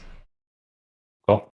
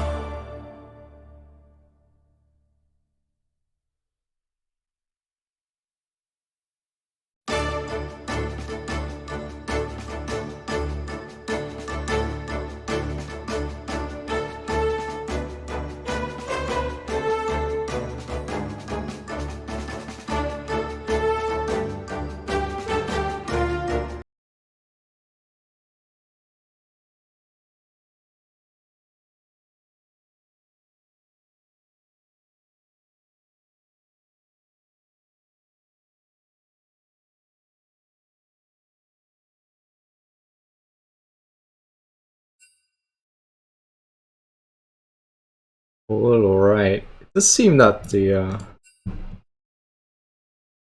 draft has started, so we'll see how that goes. Fiddlesticks was banned away because that was a big menace in the last game, and Revenant Rebellion has banned Singed and Rumble. Rumble ban's interesting here. I don't really think that Soundless Esports really plays Rumble. Yeah, it is a very strong champion. It has been nerfed a little bit, but I think it's still like definitely a top jungler. But kind of interesting to see it banned away when no one really plays it. Xayah is also banned away, which is interesting because the game that Revenant Rebellion did play Xayah, they lost, so apparently they were able to deal with it quite well.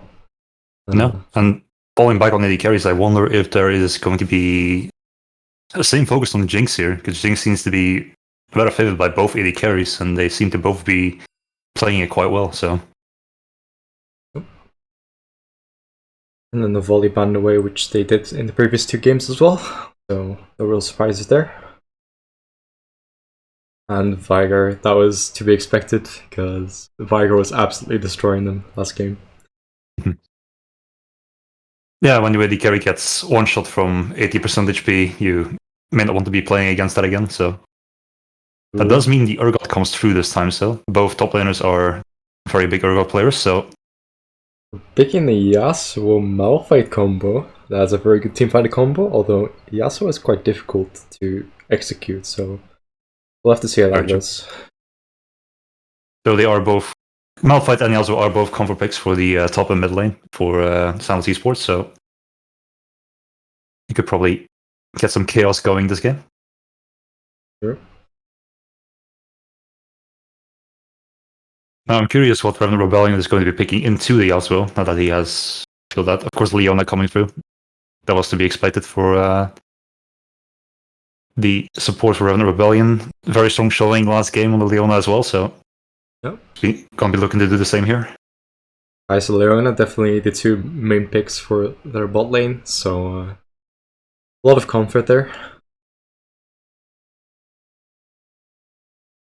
I do expect that Jinx will come through again if it does not get banned here. Probably not in this rotation, but in the next. And Zac as well, so they're really going into that knock-a-bomb combo there. Mhm. A lot of honestly abilities that Yasuo can just ult off of and get a lot of damage down. Very true. Though I'd say the Kai'Sa is a good choice here, especially. I mean, the champion is strong, but if you do not have Xayah, I think the next best AD carry is going to be the Kai'Sa to try and survive all this dive. Yeah, he got banned away. Left it open in the first rotation, but wasn't prioritized by Revenant Rebellion. Soundless opting to ban it now. Organa banned away because they do not want to deal with the Black Shields, I suppose. It was played by Soundless last game, but it didn't seem to have a lot of impact. A bit surprising, but Though the Morgana does offer some problems for the Urgot as well with the ult if he mistimes it, so that is a thing. that is true. And then Vladimir banned away, so they're banning a lot of champions that they actually were able to deal with pretty decently. Jinx is now banned away as well, so the ADC will have to play something else. I mean, with the amount of engage that they have, I wouldn't be surprised to see Samira be picked up, because Useless does play a lot of Samira as of late. Now, with this comp that Soundless has drafted, and knowing the support, I think we might actually see a Lulu here, which could be a very good combo with... oh, never mind. There we go. There's an Soundless, so they're really going in on that tanking engage. I was expecting an Enchanter to more enable these tanks in the Yasuo, but I guess we're just going full press Arduin and go in, so... Malzahar and Trundle being picked up. Trundle will say great against all of this front line, and Malzahar is going to be able to lock down the carry and just make the Yasuo kind of unable to do anything. And of course, Malzahar Black Shield, or Spell Shield, can be quite valuable. I mean, Nodalus and Zyke both have very delayed cancels for results, and Malphite only has a single CC ability, so Lucian picked up, which is quite interesting. Lucian is not really that great of an AD carry anymore, so that might be a Yasuo bot lane. We'll have to see how that plays out. I would not expect the Yasuo bot lane, but it is possible. I hear you. But now the draft is going to be repeated in the client, so we'll be able to see which person picks what champion. So the players to look out for in this case are Sphinx and Useless, because those are the mid and ADC, so if we know who's picking the Yasuo or the Lucian, then we know which one goes where. Either way, the bot lane is looking to be very explosive in between the Leona and the continued Nautilus engages, and then Kai'Sa, of course, when she gets those passive stacks off, gonna be painful, and then Lucian is just incredible in the early game, so probably gonna see a lot of action there. Mm-hmm.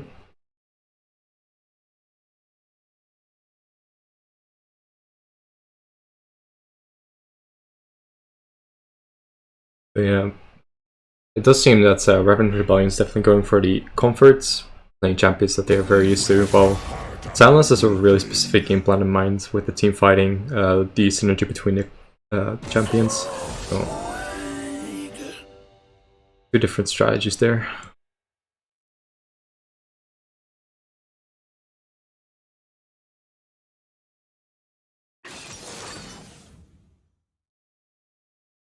Once again, this game though, Revenant Rebellion, not having too much immediate hard CC, or reliable CC, that is.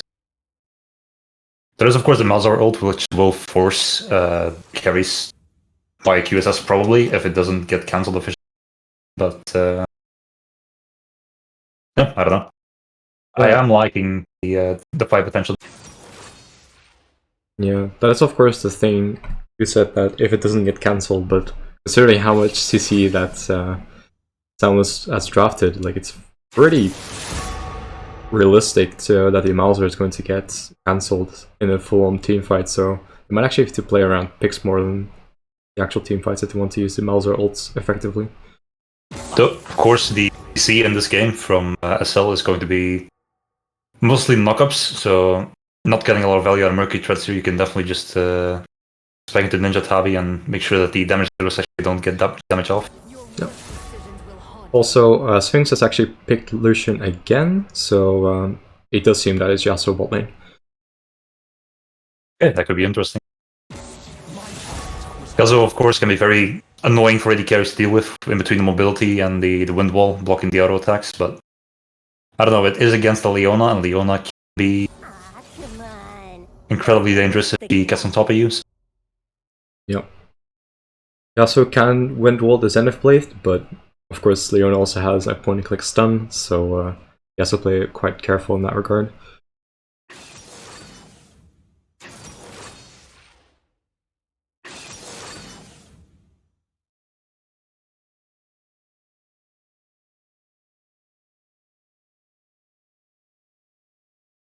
Now for this middle matchup, I'm not entirely too sure how this is going to be played out. It is a Malzahar, so you would expect him to be rather passive.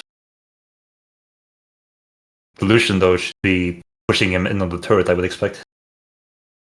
Yeah, at least for the early levels, and then when Malzahar has, you know, all of his abilities and maybe a bit of mana regen, then he's going to be able to just permanent push the wave. I'm not sure if he can push it faster than Lucian. Lucian does have his Q. I don't know if it actually kills the Voidlings in one shot. If it does, then that's going to make it quite difficult for the Malzahar to actually push the wave. But if they survive the Q, then I think Malzahar should still have priority, at least in later levels, later stages of the laning phase. No, I believe the Q will kill the Voidlings in one shot. The thing is, Lucian can get the priority on the push if he does tank the E beforehand. So he just hugs the minion with an E on top of it and denies that last hit. Could be interesting. Of course, he has to watch out that the jungle doesn't just collapse on him if he does that. Of course, we are going to have a expected delay of 3 minutes, so This gives us a little bit of time to talk about the drafts, because honestly, both are fairly easy to execute, I'd say. Now, the ADCs are going to have the hardest time playing, probably, because Kai'Sa does have a lot of CC and engage to look out for, while Yasuo is, a very mechanically difficult champion to execute. It's going to make his life's going to be a lot easier, because he does have a lot of knockups in his team, so people can engage for him and they can just simply ult and clean up afterwards. It's definitely a lot easier than having to land the knockups yourself. My question mark here for SL is going to be how they're going to secure a fight if the attentive wombo combo goes wrong. So if that Malphite ult misses, or you don't get your priority targets killed before the fight continues, I don't know if you have the ability to deal with the pretty much 4 damage threats coming in from Rebellion here. So interested to see how they play those fights out. Indeed. Like, they honestly, Revenant Rebellion does have a lot of ways to also just take down the tanks. Like, Kai'Sa's pretty good at it. Malzahar can build Leandri's and maybe the Demonic Embrace and really shred through with the percent health damage. Soundless obviously good against tanks in general. And Urgot also does a lot of consistent DPS, so definitely a lot of ways to kill the front line. Yeah, I'm fully expecting this Malzahar to just go Leandri straight into Demonic and just... I mean, at that point, if he does have a level lead, he can E a tank for 25% of their HP, so that should prove to be quite valuable here.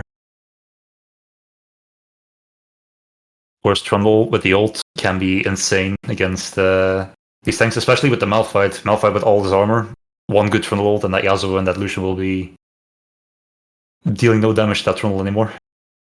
Yep. Feeling like a little bit of a weak spot is that Malzahar doesn't have a ton of follow-up CC from the Trundle. Like, Trundle doesn't really have any hard CC. He's going to be able to hammer away at the Lucian, for instance, or Yasuo, or Lucian, because I think Mid's probably the easiest to gank. Bot maybe as well. But yeah, the gank setup for Malzahar is a bit limited in the fact that Trundle doesn't have any follow-up CC. His damage is also... it's okay, but pretty low compared to a lot of ganking junglers. I'm not entirely sure how much value we're going to get out of the Urgot ult. It might be useful in fights, but of course there is a problem of getting it off on 3 tanks, and then the Yasuo wind wall, which can very easily... Yeah, landing your Urgot ult through the wind wall is going to be quite tough. But they also don't have a ton of mobility to actually block it, so it really depends on how they're positioned in these fights. Like, if they're clumped, then it's going to be very difficult to actually land on the right target, but if you're able to snipe through, then it should still be fine. So, interesting to note, the solution has barrier. You'll have to remind me. I'm not sure. Can you use barrier while you're CC'd? I think you can, right? I believe you can, yes. So that's also going to kind of remove a little bit of the kill threat of the Malzahar, because he's going to be able to barrier and maybe get out before he actually gets killed. So pretty smart pickup there, opting to play more passive than something aggressive like a TP or Ignite. And then Yasuo also has Exhaust. Useless to not value heal as much, so yeah, Exhaust is a pretty good summoner spell to have in these 2v2 fights, because you're just able to exhaust the carry and their damage is just going to be reduced by a lot. And now, of course, Jasper once again going for the flashless Ignite Trundle, so that did prove quite successful for him in the early game, in the last games, so... Yeah, he's definitely a big fan of flashless junglers. Revenant's Rebellion changing things up a little bit and actually go for bot invades. Because they're a team that really loves to do a top invades every single game, but people have adapted. They kind of know that that's what they're going to do, and so they're going to focus on the other side of the map this time around. And it seems like Soundless is doing the exact same thing, but from... they just completely missed each other. So that's a little awkward. I mean, if they decide to just take each other's buffs, then ultimately, you know, it's pretty neutral trade. Let us make the pathing a little awkward. I'm not too certain. I think Cell might be rolling back towards the blue buff and might actually... Yeah, it looks like SL is actually going to just walk there, and they're doing it with 5 people, so they are actually going to be able to win. Oh! The very... Oh, that's Oh. flash. Okay, that's going to be first blood to the Lucian. They're in a really sticky position. Especially Yosper being in the front line without flash is not where you want to be, and that's 2 kills for Soundless already. Yeah. That's really rough. I mean, the Lucian is going to be... Lucian is already a threat now. He has that extra sword, an extra pot that's going to be quite big in this laning phase. And Malphite already has a claw of armor, so... Yeah.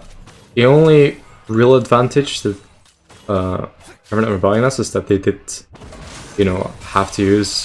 the Soundless did have to use a lot of summoner spells, so the bot lane should have a bit of an advantage. Considering that the Nautilus has no summoner spells, and Yasuo's lacking the exhaust as well. And also, Zac did have to start E, so that's going to reduce his clear speed a little bit. But overall, yeah, not very good for Revenant Rebellion.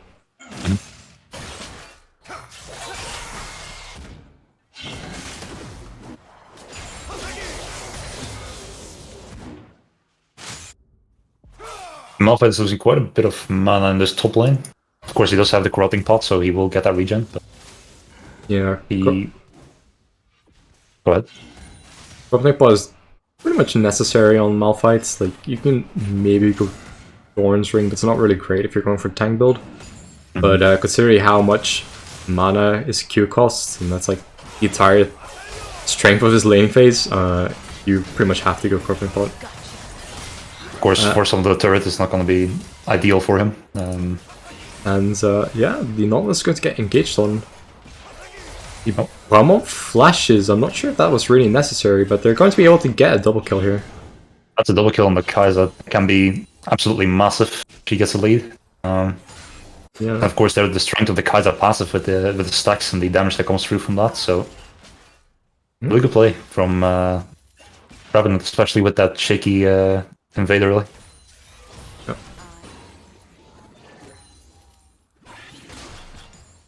That is, of course, the downside of having a very predictable playstyle. With when the team knows that you're always going to invade, then it's easy for them to punish you.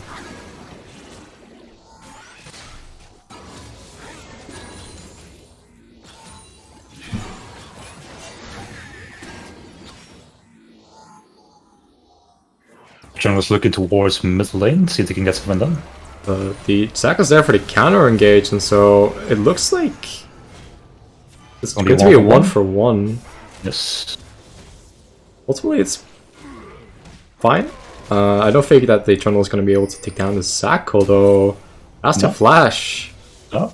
Doesn't quite have his E up or ready to jump out, so good on Jasper. Flash very unnecessary there. I mean, if the fight passive gets proc there, even on the turret, that jungle will just kill you, so... Yeah. No TP either to really protect the Zac from dying, and yeah, there's another kill in the bot lane. So a bit rough for the Yasuo. Very good rotation towards the bot lane immediately from the Trundle, knowing this like can't answer, and then the Yasuo already being behind even further now, so... Yeah. He is still ahead in CS, but he's going to lose probably quite a bit of experience here as well, and the 2 kills are obviously going to tilt the gold in favor of the Kai'Sa. I would expect Trundle to be coming back with either Tiamat or maybe Boots. Yeah, there's the Tiamat. Yep, kind of necessary to have a good clear speeds, and yeah.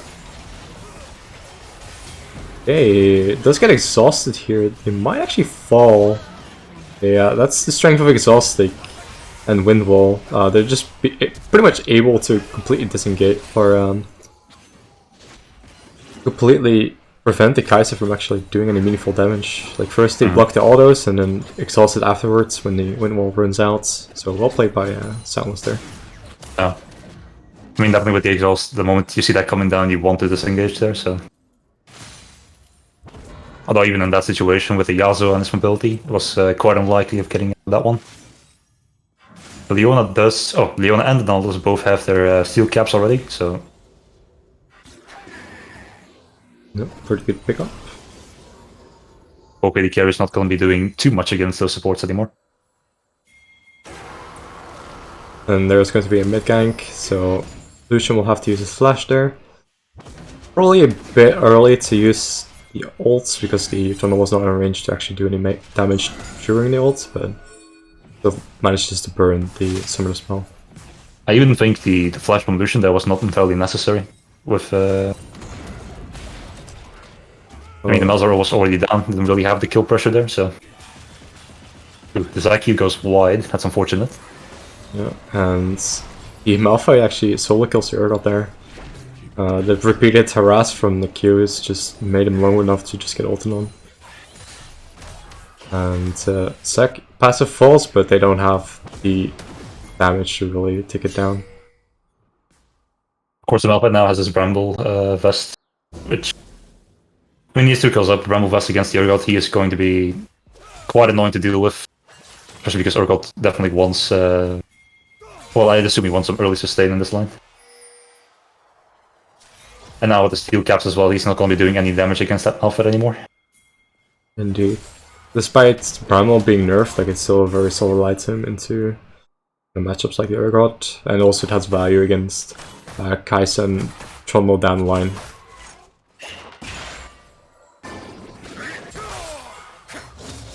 Saving grace for this game, of course, is Kai'Sa, despite being AD, that passive does deal a lot of damage. So I definitely think that Revenant Rebellion has better mixed damage than Soundless, because both of the carries on Soundless are AD.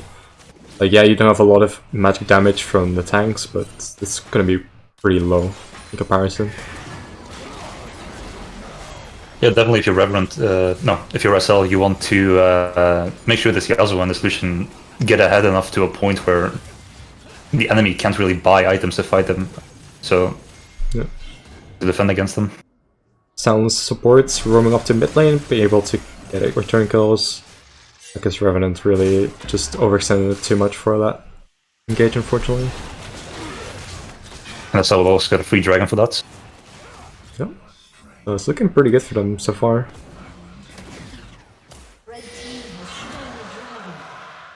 Even the bot lane, which was winning before, like, Urgot might be able. Oh, Very nice. well very nice. played by the Urgot.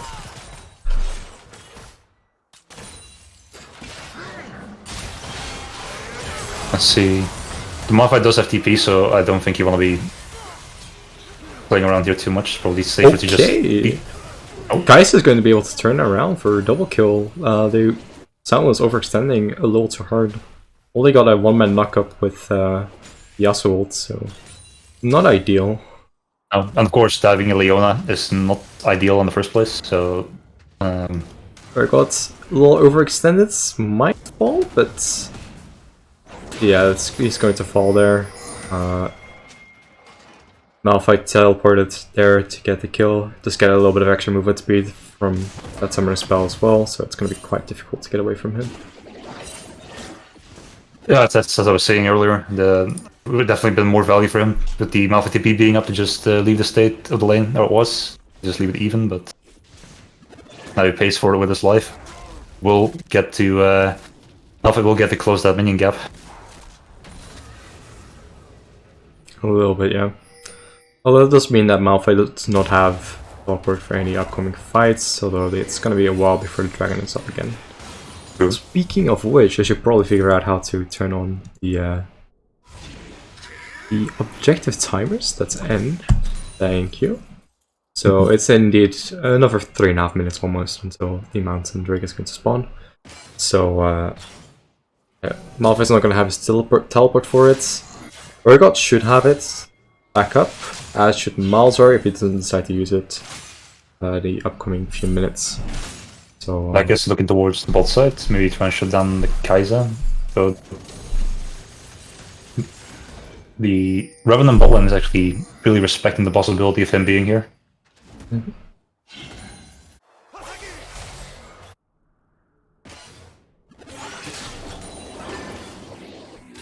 Zac is still looking for an engage, but Soundless' bot lane is... Leona should fall. Kai'Sa's not able to really get anything in return. Actually, Leona survives. Yeah, It was a bit... I don't know, it was a bit of a greedy engage. I mean, getting kill pressure on the Leona and the Kai'Sa there when they're at their turret with the delayed engage from Nald's ult is a bit... Yeah, that was indeed a little far forward. Revenant Rebellion is, playing back quite a bit. Oh, but the Kai'Sa does eat that tornado, No. and he also kept his ult, so he's going to be able to kill the Kai'Sa there. Kai'Sa were saying you're welcome and paying the price for it. Yep, really can't afford to get hit by the tornadoes. Also Go ahead. Also seems that both the Lucian and the Yasuo are actually going to go for a Mortal Shield Bow, so they're opting for the sustain, which is honestly not that bad of an idea, I'd say. I mean, Yasuo pretty much has to go Immortal Shield Bow just because Kraken Slayer and Gale Force aren't that great on him. Now, Lucian has more flexibility, but opts to play more passive, I guess, which also fits his Summon the Spell of Barrier. So he just wants to be able to actually survive any engages from the Malzahar, for instance. No. I myself am not really a fan of the shield bow on Lucian, but I am assuming he just, he's realizing if he or Yasuo are not there to deal damage, his team doesn't have damage to fight, so he's gonna want to survive as long as possible. It's also interesting to notice that Zac is actually picking up Leeching Leer, so he's going to go for Riftmaker. So, it's a good chance that Zac is going for a more AP heavy build, which would help with the lack of AP damage on Soundless' team. It might be good. It might definitely be a good change up here. I mean, even with the Riftmaker, if he just goes full tank afterwards, it's still highly viable. That's going to be. That's still shutdown goes to Leona. It's a little unfortunate, but it is only 150 gold. So it's not the worst. But yeah, Sphinx unfortunately face checking a brush when he knows that the Leona is around. Not the smartest idea. And even though the kill goes to Leona, that is Flash, Barrier, and Shield Bow all down for Lucian, so that is quite a big gain there. So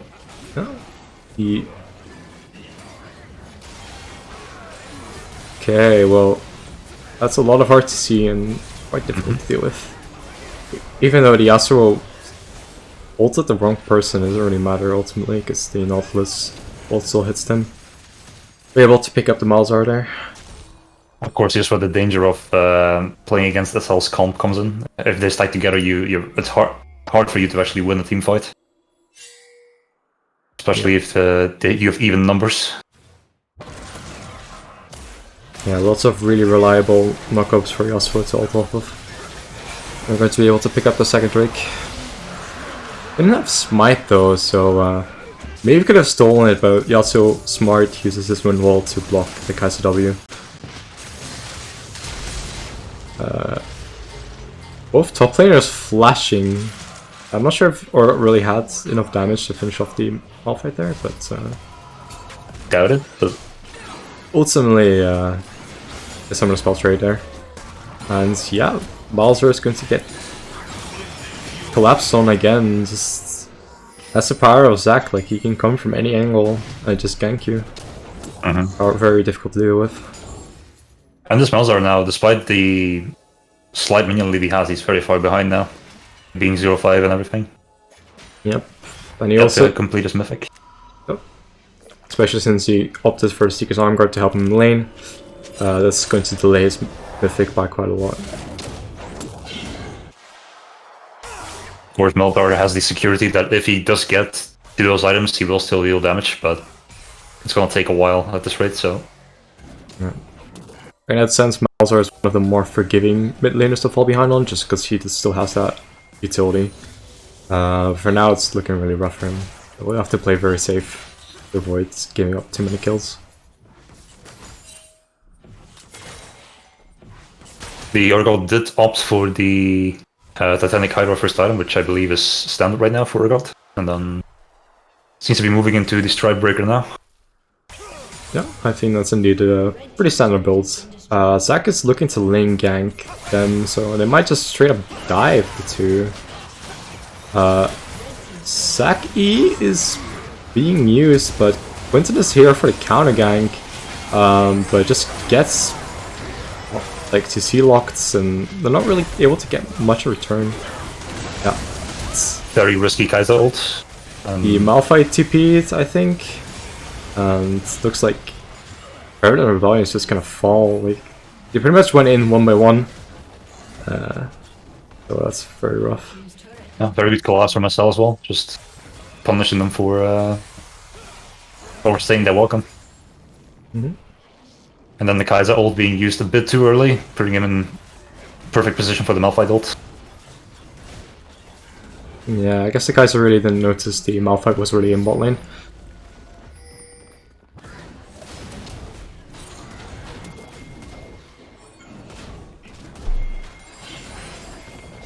So pleasantly surprised by the amount of damage that the Zac did there. That Zac E did almost 40% of Leona's HP bar, so... Yeah, I mean, Team Zac is going for an AP heavy build.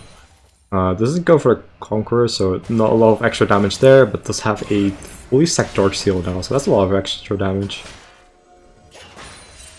And of course, even with one AP item, you can just go full tank and still be incredibly tanky. Very true. And Riftmake also gives him a little bit of extra sustain if he opts to just go tank straight after, and it'll still help him both in the damage department and sustain the department. So it will be interesting to see if the Zac actually opts to go more AP items or if Riftmake is also going to build. Lucian now is going for an Essence Fever, it seems like, which is to be expected. Just a bit weird seeing it together with Shield Bow. Yep, that's a very cheap crit item, and Lucian doesn't really need a lot of attack speed, so it's preferred over Azul items most of the time. Mm-hmm.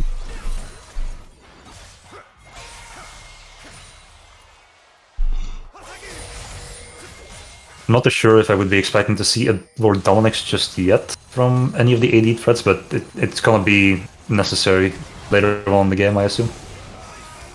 Because that Urgot is not gonna keep building that damage focused. Yep. They're able to get another pick in the top lane, like, you can just see the power of the comp, like, just layering the CC upon CC, and there's not a lot of he can do as Rebellion. What SL want to be doing right now is just roam around with 2 or 3 people, with the Yasuo next to them, and just keep diving onto people. It's always going to be a free kill if they don't have flash. Yep. Now Revenant Rebellion doesn't have a good answer. They pop Herald in the bot lane, forcing Soundless to actually back and defend their base instead of continuing to push top lane. This does also give them a bit of a tempo advantage if they decide to go for the dragon right now. Though SL is responding to the threat of that and all moving downwards. Yeah, so in the straight on team fights, with how big of a lead that SL has, even though the gold lead is not actually that big, team fight should definitely be in favor of SL, especially now that they have vision control. So Revenant Rebellion is just going to give it up, which makes Soundless be at soul point, so just one more Drake and they'll actually have Ocean Soul, I think. Of course, Ocean Soul with the Zac and the sustain coming out from Lucian and Yasuo can be devastating if you already don't have the damage to kill them. A prolonged fight is going to be quite painful. Absolutely, it's going to be very difficult to actually kill the members of Soundless when they have Ocean Soul, so you really don't want to give that up as Revenant Rebellion. But the way things are looking right now, they might not even have a say in it. Mm-hmm. I mean, especially with the strength of the comp right now, all SL has to do is be stacking in advantages towards Rebellion. So the question for Rebellion is going to be like, where are we going to draw the line here? Are we going to give him the soul and maybe play around Baron or Elder, see if we can do something with that, or like, do we try to fight for the soul but possibly, you know, lose the game off of that?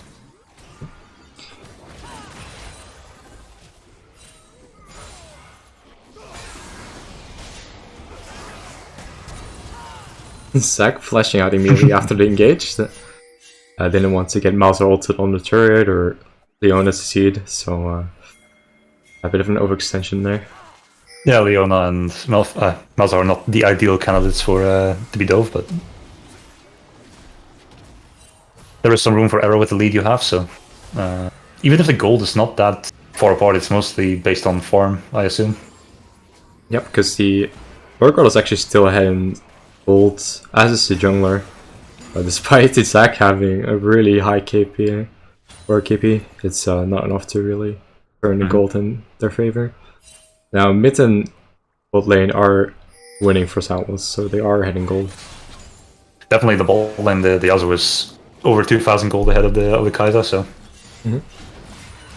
Also has IE completed, so he will be devastating in fights. Just some mid lane scrapping going on, don't expect to be too much happening without the Yasuo there.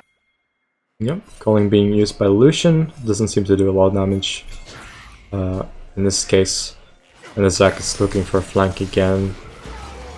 Gonna have to jump out. Does smite away the camp though, so he's back in full HP pretty much.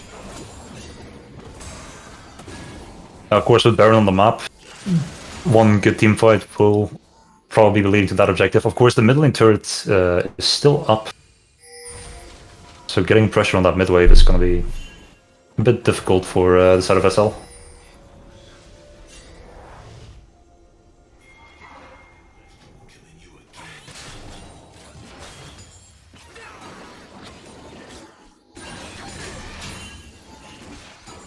Also, lead this Yasuo is right now at a state where nobody can really 1v1 him, so can probably set up a split push by himself as well. Yeah, the Immortal Shield Bow IE is a big power spike. It's Yasuo, unlike pretty much any other crit champion, only needs 2 crit items to benefit from IE, so... I would expect him to be going towards the Bloodthirster right now, although not too sure just yet. He might look towards Lord Dominic's as well, but of course Yasuo with his ult does have that armor penetration if he needs it. Okay, that was very greedy recall there. Maybe they're able to turn because they are 2v3. And the other will be falling here.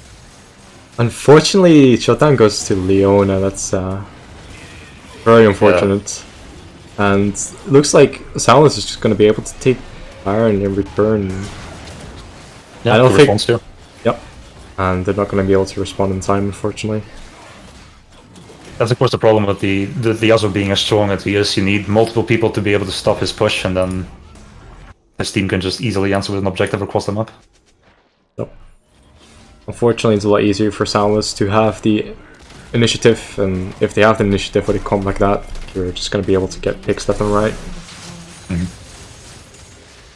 Now the Ocean Soul will be coming up. I am doubtful that Rebellion will be fighting this, but if they do, I don't think they will win. No, I don't think so. They'd have to make a pick beforehand, probably. Like, it's straight on 5v5, I don't think they're going to be able to actually win. And the Kai'Sa is now going for the GA for Adam, it seems, so... Does have a cloth armor. Yeah. Or maybe it's Zonya's, but I think hybrid builds are kind of out of the meta right now. Yeah, seems like they're just going to be able to pick it up.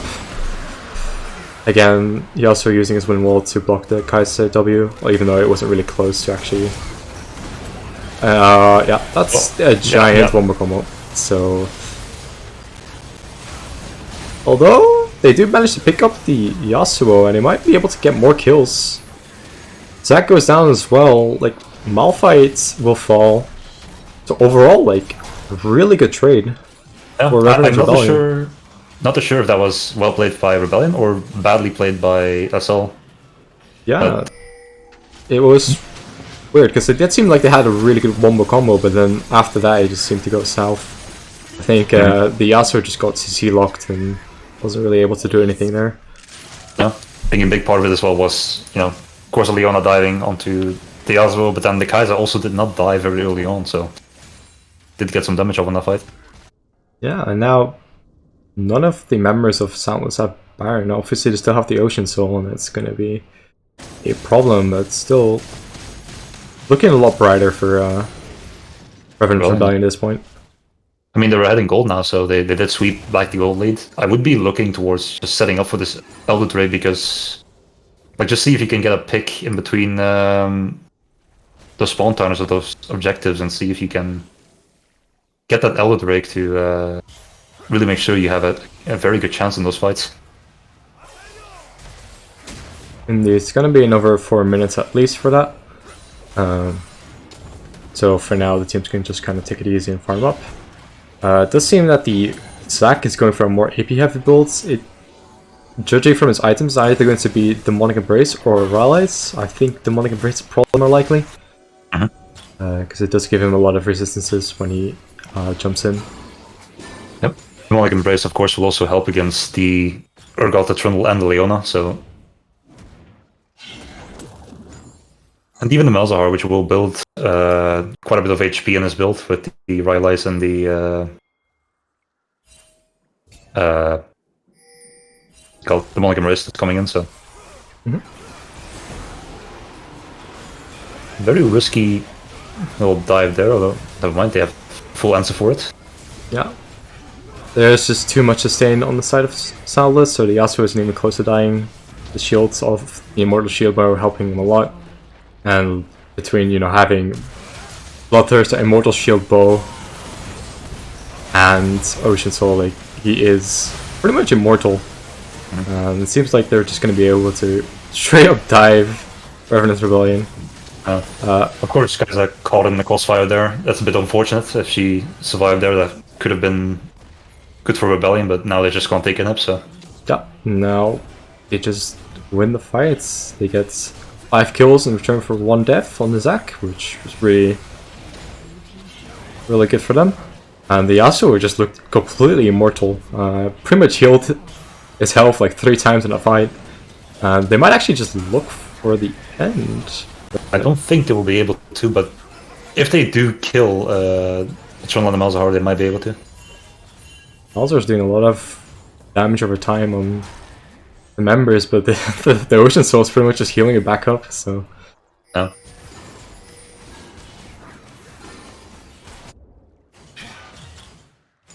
And now Soundless the Baron coming up. Oh, go ahead. Soundless is indeed pinging the Baron, so that's probably where they're going to focus their attention on next. I mean, yeah, especially now you have the full advantage over Rebellion on that side of the map. You can put down your vision and just camp a bush with the... Of course, the Yasuo isn't there, but you could just camp a bush, wait for someone to come de-ward and kill them for a free Baron. Of course, Elder Drake is also spawning in less than 2 minutes, so if a fight breaks out and that is up, that might be something to look towards. Absolutely. Now, Elder Soul is obviously incredibly powerful buff to have, so if pretty much whoever picks it up is going to have a big teamfighting edge, even more so than the Ocean Soul, because the Ocean Soul definitely nice, but Elder just giving you an execute is big, and looks like the jungle is just going to get caught out right before Baron. That's really not what you want to see. Yeah, that's going to be a free Baron here. Yeah, so they're just going to be able to pick it up for free. Which is unfortunate because the only real teamfight chance that I see for Rebellion would be if they could delay the Baron maybe and keep it on the same timer as Elder and then go do Elder themselves while the enemy goes for Baron, but yeah. Now it's going to be given away for free. And I assume that we're looking towards Elder as well now. That is indeed very likely, because that's a big win condition to have for them. So they're going to reset now, make sure that they're all back in time. They're going to be able to make it before it spawns.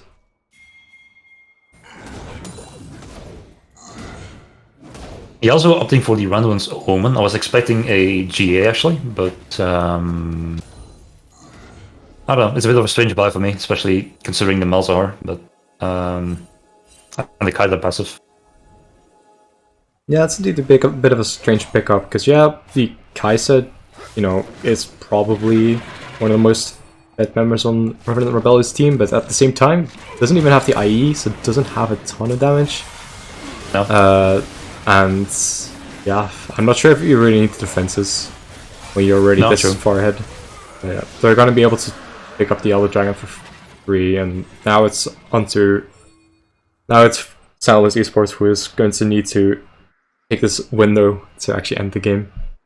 Because of course, if you get caught out against this comp with that auto buff, you're going to die in possibly less than a second. So, gonna have to be careful. Yeah. Against Baron means it's going to be really difficult to actually defend the turrets, so we'll see how this goes. The Malphite gets ulted, but no. Those guys are instantly blown up, and again through the GA, so yeah. The power of the Elder buff. They're able to just pick up 3 kills here, and they're going to be able to full heal off the minions, most likely with all the sustain that they have. They're also going very hard, but ult into the... Okay, my client's crashed, but it's... okay, so it's not just a connection issue on my part, like this issue. It's a server issue. Okay, unfortunate, but I think it's pretty safe to say that Soundless finishes the game here. So, yeah, it looks like it's a 2-1 victory for them, so... They're at match point. They only need to win one more game and they actually win the series. So if Revenant Rebellion wants to turn it around, they'll have to win the next 2 games in a row. But yeah, I think it's probably best for us to just leave the game manually on it. No, okay. We're gonna chalk that one up to a small indie company and then... Yeah, just blame it on rights. That's the standard procedure of things.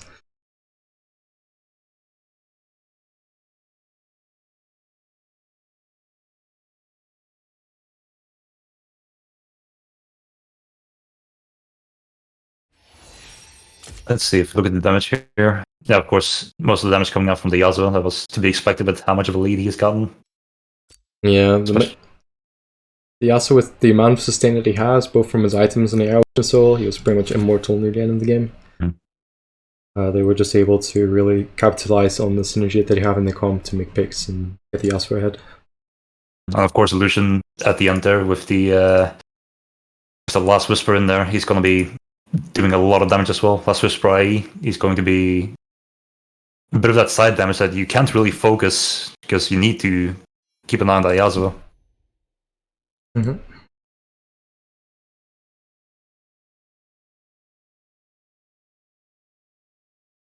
Alright, time to get us into the next lobby.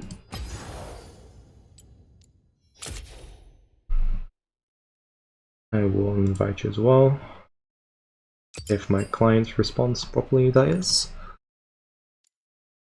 There we go. Let's hope that little spectator bug was one game. I do hope so, because I was kind of surprised. Like, I had a few FPS issues down the line already, so I imagined that was like the same issue, but apparently not. So no. My screen froze at the exact same time, so we'll blame it on a server issue from Riot itself. Fair enough.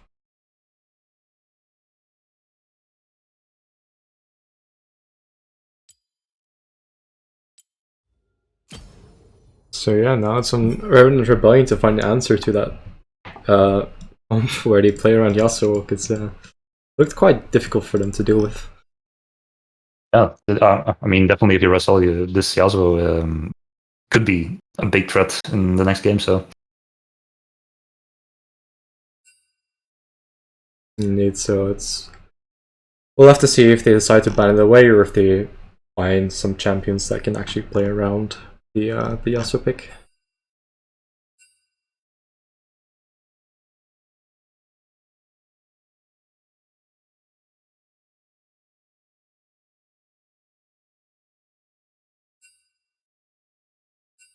I'm obsessed.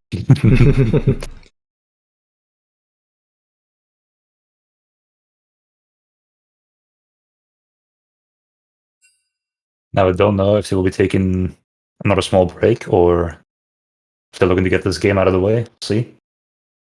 That's a good question, though. His schedule was mostly because they are also trying to stream the finals of the Plat Plus tournament, which is the other half of this tournament.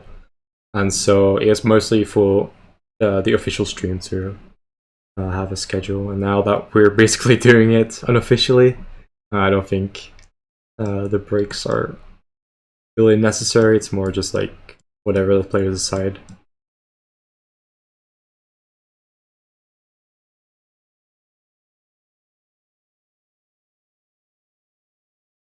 Both teams seem to be completed. Been no call for a break just yet. We'll just have to wait for the ready call. Also waiting for the draft to be coming in. Also true.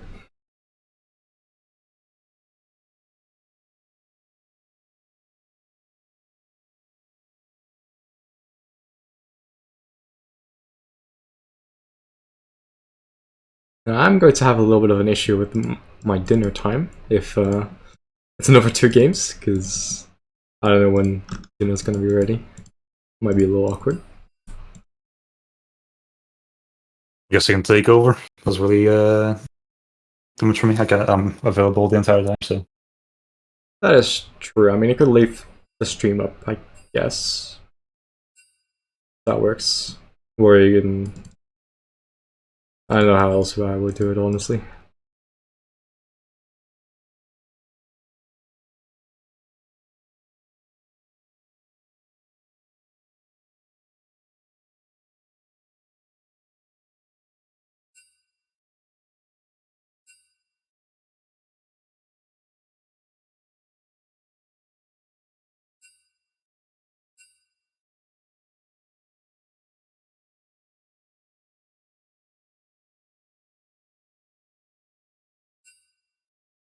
Be a bit of an issue here getting the draft ready. There we go. Bit of a technical issue. Alright.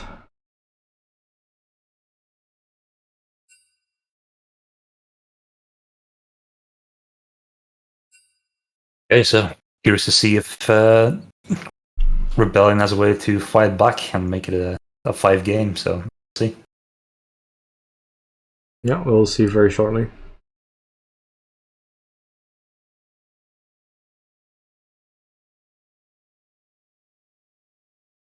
And the Rebellion is playing from the red side again this game, so. Seems that they've chosen red side again, which is interesting, because blue side is technically the superior side when it comes to statistics anyway. No, though they have shown the most successful on red side, so. Then, Then they play red side all 3 games? Oh wait, they played blue side last game. yes.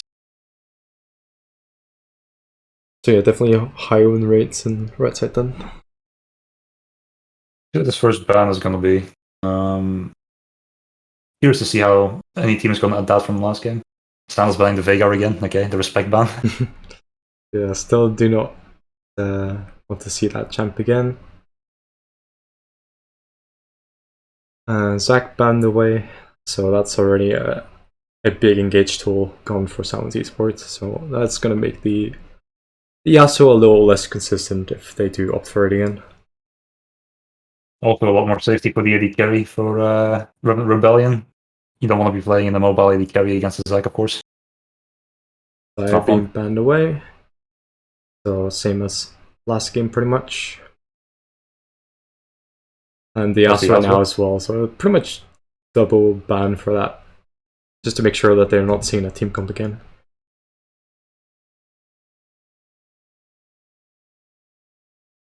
I wonder if there's going to be any kind of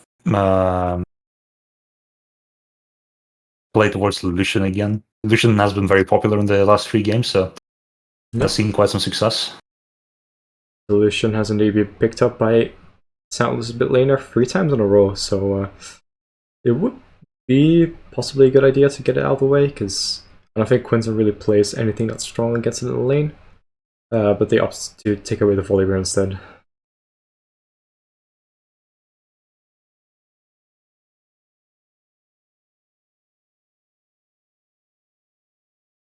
I would be expecting some kind of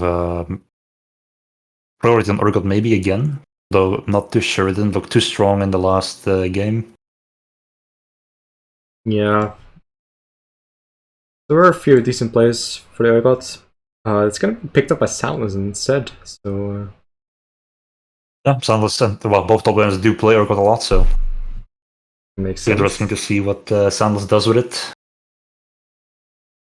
It makes sense because Urgot has been consistently pretty good. He did get nerfed this patch, I believe, but I'm not sure if it's really a substantial nerf. Oh, the Viego is coming through. That's going to be interesting. So the Viego not getting banned for once and actually coming through. Yeah. Not sure for which lane that's going to be. The Viego is a flex for jungle and mid, so both of those players can play Viego. So we'll have to see who actually ends up playing it. And Rel's picked up, so even though Leon is open, who hope is opting for the Rel instead.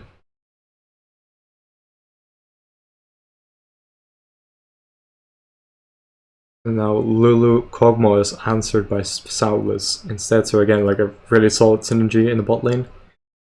And also just really strong currently in the meta. Yeah, Lulu Kog'Maw can be absolutely insane against any kind of tank.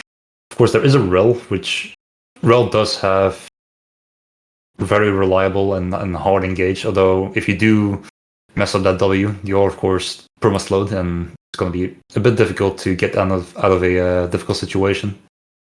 Mm-hmm. Now, of course, the Sivir there with the ult can be very useful to help secure that. Sivir picked up, Lucian banned away, so they do opt to get rid of it.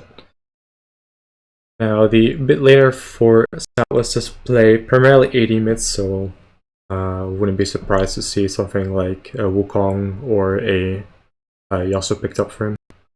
Especially with the Lulu Kog'Maw, Wukong can be an amazing setup. Of course, you do have already the Urgot already, so you would probably be looking into an AP jungler then. Also, I misspoke. I don't mean Yasuo, because Yasuo's banned. The Yon, I think he plays as well, which is, you know, Yasuo's brother, who is easier to play, but just as strong, if not stronger. And of course, Yone with the Lulu can be quite dangerous as well to play against. They do ban it out of respect, so... No, makes a lot of sense, to be honest.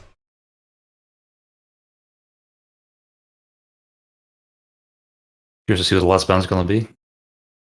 It's Tryndamere, so does it want to play against the Tryndamere?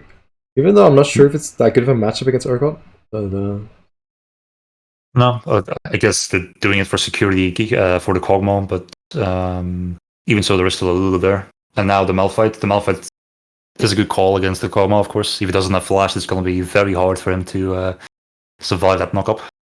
So Revenant opting for the reverse matchup in top lane now. So if we are supposed to believe the last game, then Malphite should be on the winning side, but we'll have to see. And then Nunu picked up for Soundless, so again, like a really strong ganking jungler. Yeah, perhaps like a little more predictable than the Zac, but still quite difficult to deal with if you just all over the map, you know, rolling the snowballs into your face. And so the Azir. Azir is really interesting. It's quite a difficult champion to play, so... And especially against the Malphite and the Rel, I think that might be incredibly hard to execute this game. Even the Viego can be incredibly oppressive if he gets his W off, so... Yeah, so... quite an interesting pickup for the mid laner there. And now that draft is obviously going to be repeated in here as well. And of course, Xerath mid was picked, so that means that the Viego is going to be picked or played by Jasper in the jungle. I am interested to see what the Xerath is going to do, because Xerath, of course, recently buffed. He, from personal experience, has seemed incredibly strong if he does get those items with the enhanced scalings he has now. So he will, on 2 items, have healthy ready carry with a fully charged Q. So Yeah, and I think the range is pretty good against their team as well. Kokmo has quite a bit of range, but I'm not sure he outranges a Zeraf, and Zeraf should be able to match Azir somewhat as well. So I don't think it's that bad of a pickup. My worry for SL this game is going to be, they have very immobile damage dealers, and they have quite a bit of magic damage as well. So they picked the wrong champion, so I think they'll have to do that all over again. gonna have to redo the lobby. Lots of question marks from both sides, so yeah, apparently picking the correct champion is proved to be quite difficult. He's sleeping.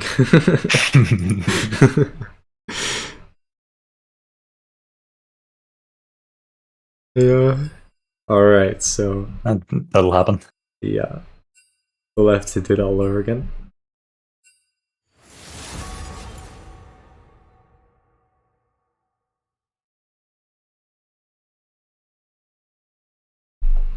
Your commands tire me!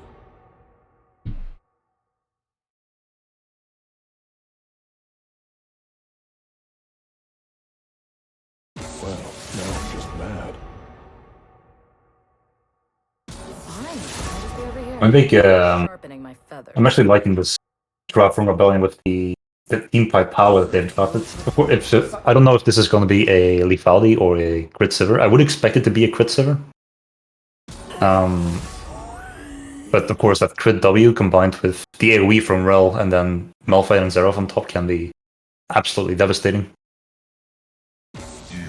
That is indeed the question. Now, I do know that Walmart has mostly been practicing lethality sivers, so I'm not sure if he's going to opt for the crit in this case, but we'll have to see. It'd be easy to tell just from like his starting items and his runes as well. Considering that the Siver tends to go for Dark Harvest and Crit Siver tends to go for Lethal Tempo.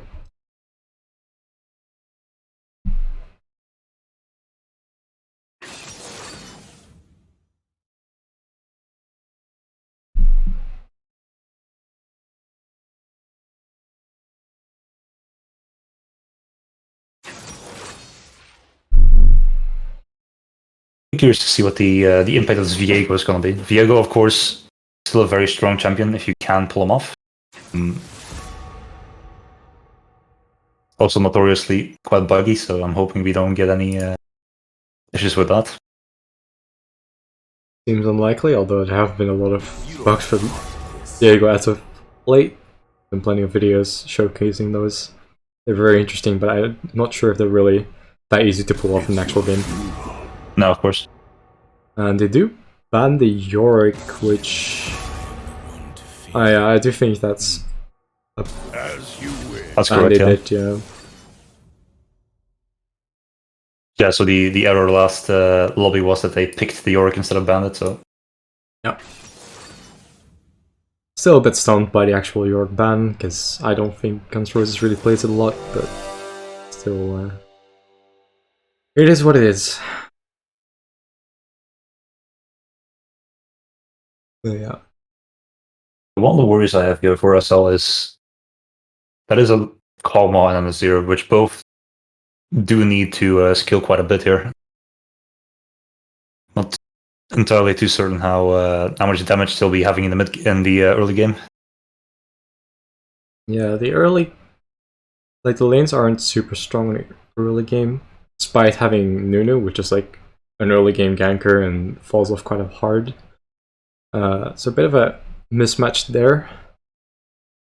Now, as you said about the Viego, like, yeah, he's a strong champion, although he does, rely very heavily on resets, so he does need to get kills and assists to actually utilize his kit fully. So, yeah, it pretty much comes down to whether this Viego is going to be able to snowball. And late game, like, dealing with Kokmo, Lulu, and Nazira is going to be very rough. Especially for something like a Viego or Malphite, they're just going to get shredded and outranged. Yeah, of course, Malphite and Rel both, they do have that hard engage. They only can execute it once every so many seconds, so...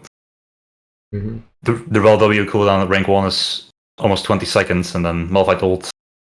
Although quite a short cooldown, late game is still much longer than it takes for that Kog'Maw to be useful in fights. So if you don't lock those down, that's going to be a problem, especially with Lulu just protecting them. Indeed, you really can't afford to like mess up these engages because you'll just get shred in seconds, unfortunately, and you have no reliable disengage. So it's gonna be up to the engages of Revenant Rebellion to execute, and hopefully the carries are fed enough to where they can just straight up win fights. I am curious how familiar Hubahop is with this exact matchup, because even though it's an early game Kog'Maw, that W will do a lot of damage, and then combined with the Lulu slows and the Kog'Maw slow, if you do mess up that W engage in laning phase, you could die, so might need to look out there. I'm also curious to see is, considering that Kog'Maw has a new build floating around, which says quite tanky, tends to go for, I think the build is like Wit's End Rush into Frostfire. Oh no, Frostfire has been nerfed though, so I'm not sure if that's still part of the build, but basically it's a tanky Kog'Maw build, so instead of going full damage, you're building a few tank items like Wit's End, like Random Zone, which might actually be a pretty decent option against the team of Revenant Rebellion, because if you can keep the Kog'Maw alive, and even with a tanky build, like you're still doing a lot of damage, especially with a little on hit, so yeah, I'm interested to see if that's something that they'll opt for, or if they just go the standard, full damage Kog'Maw build. I'm not fully expecting that. What I do think might be happening, although actually I don't, I'm not too sure, because SL does have quite a bit of magic damage here. But I have seen Kog'Maws that will go that crit build into 1 or 2 AP items and just build a weird hybrid. Like they will build Nash's Tooth with the rest of the crit items, for example. Which could be a thing, but I doubt it. But also very sure about the value of the Malphite in this particular situation. Of course, there is the ult, but that armor is not going to be doing anything against anyone except that Urgot, so... Yeah, Azir obviously doing exclusively magic damage, and then Kog'Maw also having a lot of hybrid on hit. So it's not as tanky as you would be against a lot of other AD carries.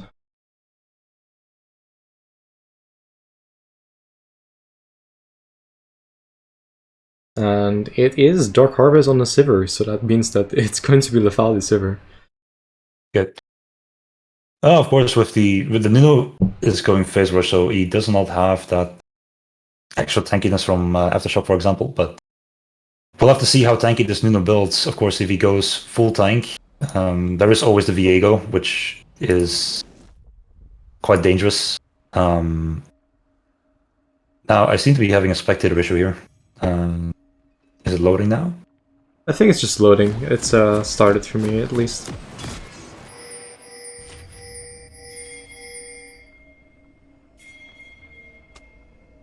The game has been paused. It appears that the Revenant Rebellion top laner, Guns Roses, has an issue at the moment, so they're going to be pausing the game until everything is resolved. Seems we are not the only ones having some server issues right now. But it seems to have started again. Now, the mid laner hasn't bought items yet, so it's still a base. Maybe he was taking a break to go to the toilet or something, but it's going to be available for the... Probably switch to the game view as well for the stream. Ah, yes, of course, I didn't...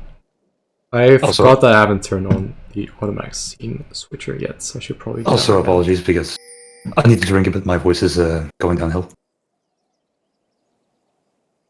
now. Hopefully that should be up again. Azira's by now returned, so it's not like it's going to lose anything over it, fortunately. Yeah, it seems to be a rather tame early game compared to the last few games here.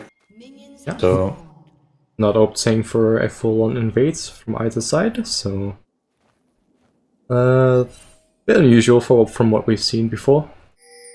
But then again, I don't think either team has like the strongest level 1. So The Lulu here going for the Relic Shield is actually a pretty interesting choice. You can do that if you want to be full defensive. It of course gives HP as it scales up, and the longer Lulu is alive, the longer the Kog'Maw stays alive. So might be a good call here. Might be a bit more dangerous to get off on the minions in between that Rel and the Sivir.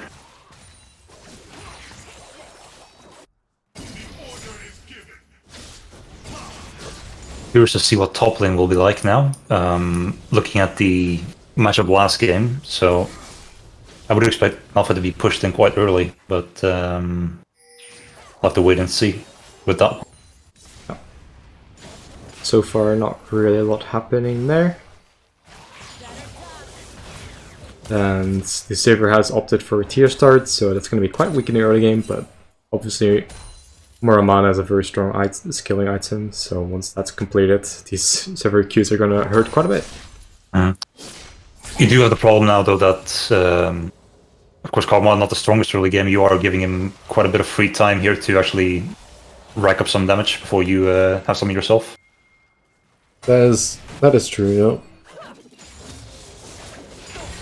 To be some action going on the top lane. Oh, yeah. Nunu is ganking the Malphite. The Snowball does connect, but he's already on his turret, so nothing's going to come from that. No, seems a bit too telegraphed on the gank there. Walk forward way too early for the Snowball. Okay. Might be looking for a return gank though. Okay, does manage to lock down the Lulu, but the Sivir is taking a lot of damage in return, so it's not really worth a good trade to have. Yeah, that's going to be the heal gone as well. Also not too big of the Dark Harvest in this lane, because that Kog'Maw lane will keep on shielding and sustaining through it. So not sure how many times you're going to be able to proc that in laning phase. Oh, times the E and the barrier perfectly to counteract Ignite, so Easier lives, and then Nunu ganks. Malphite doesn't have flash, but might be able to get out with the beat up. Flash there. Nimbus Cloak is not enough to catch up to him, so... Actually, that's an incredible amount of time wasted from Nunu there. That's the third time in half a minute that the Nunu ganks top lane. And he still did not get a kill for that, so that might be problematic. Yep, but now both the top laner and the jungler on Soundless' side has used their flash, so ultimately a pretty worth trade for the top laner. Flash below mid lane here. That Nunu will drop incredibly low. Yeah, just one more Q and it would have died there, but Seraph obviously has loadouts at the moment. Now the big problem here is that Seraph will not have his flash back for when Azir hits level 6, so if Azir can do a good Shurima shuffle, that might be a guaranteed kill on him. This requires some good execution, but bot lane getting a decent trade is able to pick up a Dark Harvest stack for the Sivir. Although both the ADC and the support are a bit low now, and Sivir doesn't have a lot of mana either. Now, of course, playing this lane as well is incredibly risky. You already get slowed by I think it's like 60% for using your W. And then on top of the continuous chase potential of a Kog'Maw and a Lulu, that can be incredibly dangerous to just engage on that. Yeah. So it looks like their Soundless' bot lane has reset already. Now Sivir doesn't really have the mana to like fully push out the wave, so that's awkward for Revenant Rebellion's bot lane. They're gonna be stuck in lane pretty much, or are forced to back on pretty bad wave. Because this is now going to push towards them, towards Soundless, and then they could even opt to take a freeze if they really wanted to.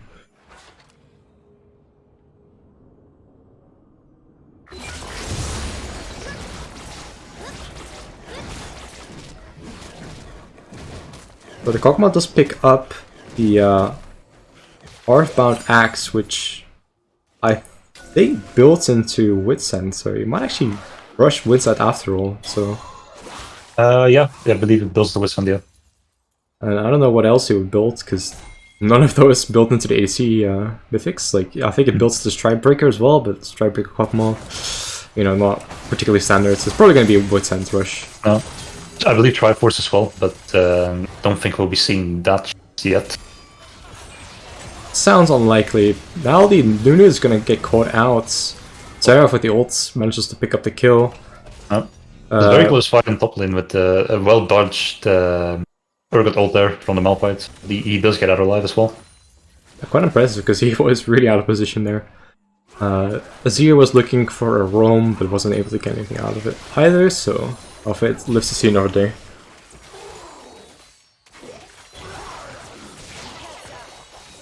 Of course, as I said earlier, this Nunu, quite problematic. You have the phase rush for the movement speed, which is great, but he is incredibly squishy right now, so as you saw earlier, he just basically gets blown up by the Xerath, who has no items. Oh.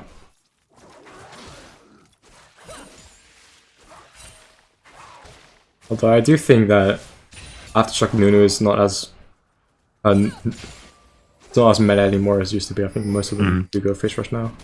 Yeah, of course, phase rush did also receive a pretty hefty nerf very recently, so yeah. Probably not as bad for the jungle, because you know you're probably not going to gank multiple times in a 30-second window, but still quite painful. Meanwhile, this Viego is farming up pretty well. He is farming almost every single one of his lanes right now, and it is Viego, so if he does get ahead, he will be quite a problem to deal with if you don't CC him. Yeah. Also a good stun from the Xerath, being able to stun the Nunu so that they can't aim the snowball at him.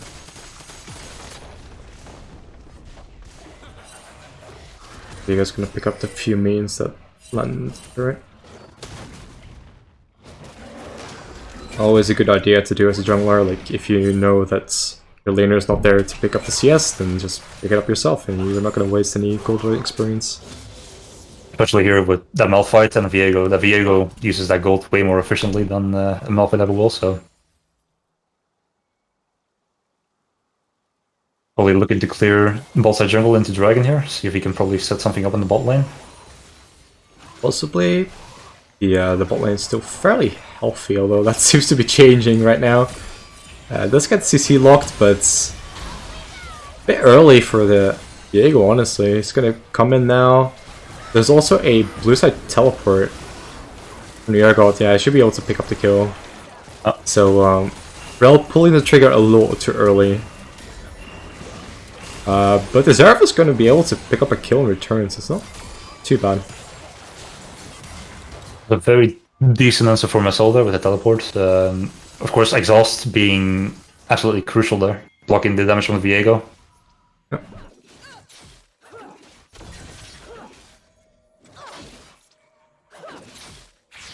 And I believe the Urgot ult got spell shielded, I'm not too sure.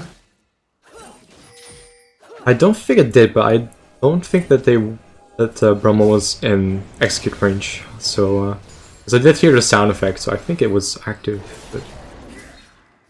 But he flashed away after and wasn't low enough to actually be pulled in.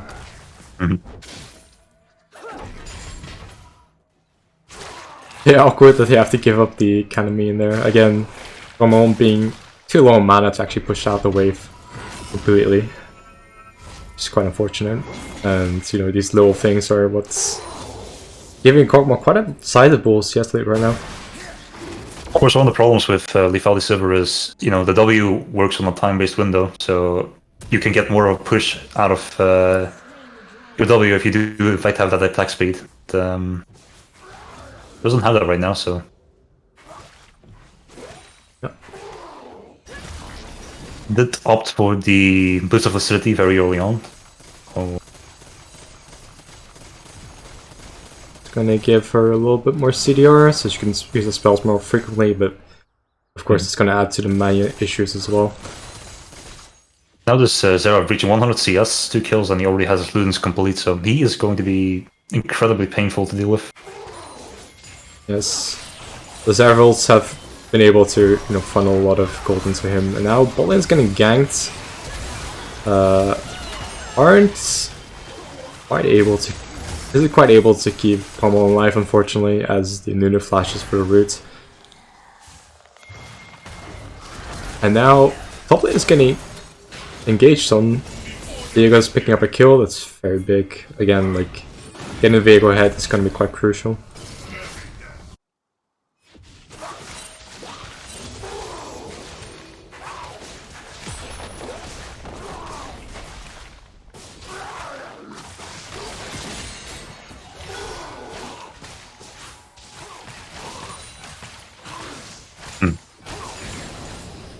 Does seem it's going to be a locket for the rel, so which is to be expected. Though I have seen some rels still building the chem tank despite the nerfs. So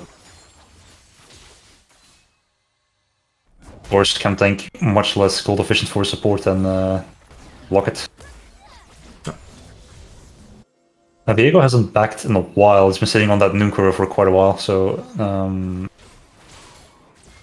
I assume he's going to be having his mythic very soon as well.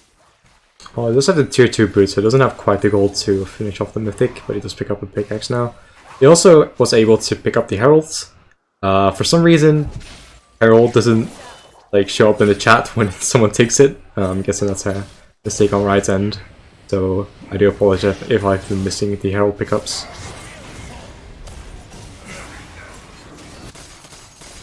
Yeah, it does mean that, Viego's going to be able to pick up a few plates for his mid laner, funneling their gold even further.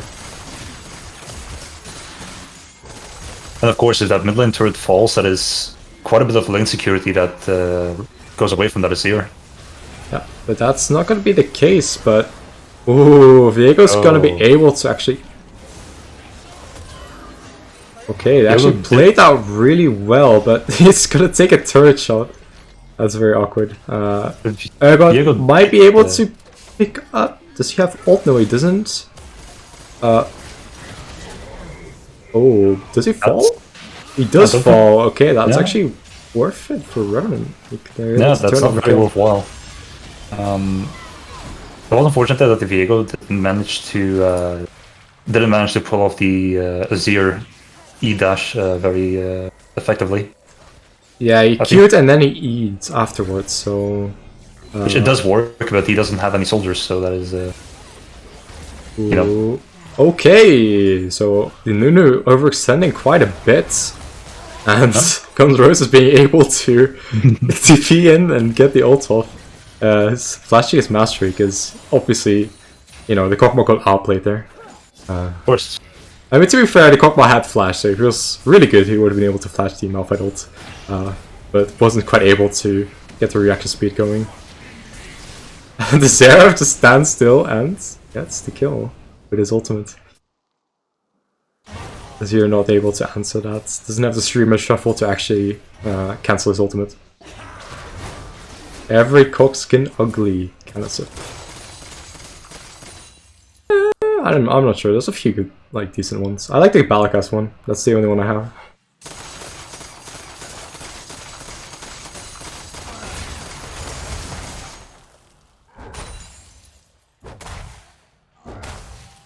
Blue team's turret has been destroyed. But yeah, pretty sizable lead already for Revenant Rebellion. They're 2,500 gold ahead. The thing I'm wondering here that SL doesn't really have a Soul Engage to get on top of that Seraph. And Seraph, especially after the buffs, with the scalings he gets now and the lead he has, he's going to be... I'm curious if SL is going to be able to actually take him out before they can actually win a fight, because you're losing half his HP bar from 2 abilities, so... That is true, but that does also mean that the Kokma picking up Wits End as his first item is actually quite smart, because that's gonna give him MR, which is gonna help to nullify some of the damage from the Seraph. Very true.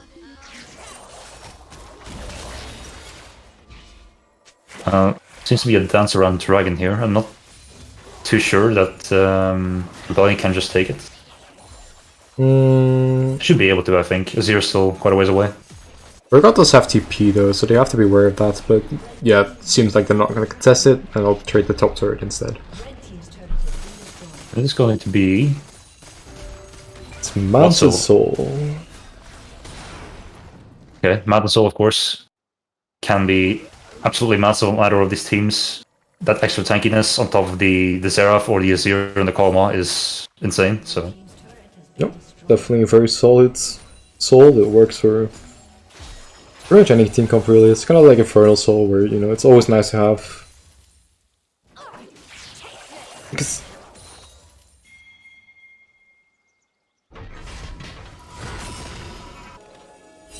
I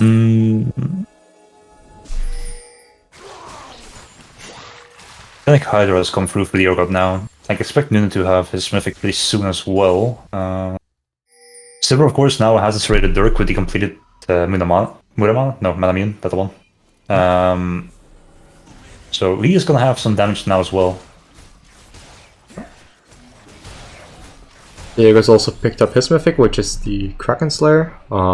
Pretty much Kraken Slayer or Immortal Shield Bow are the two go-tos, but I think, you know, having the burst to be able to just take down one of the squishier members might be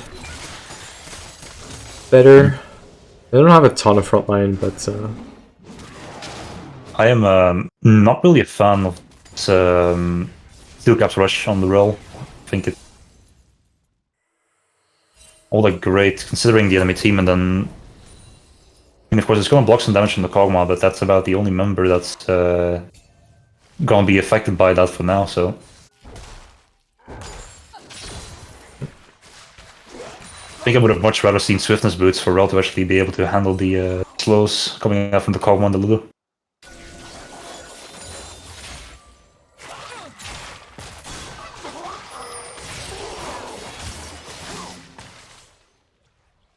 Kog'Maw, of course, dealing a lot of damage now with that W active, so... yeah, and then with Send on hit as well. Lulu also gets a bunch of on hits if she shields the Kog'Maw, so...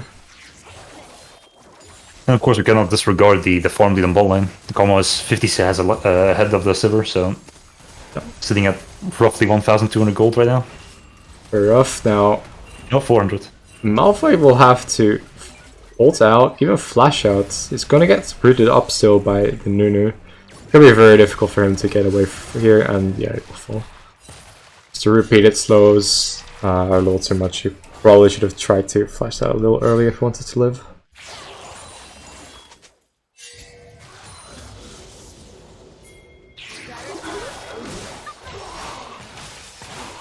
Oh, the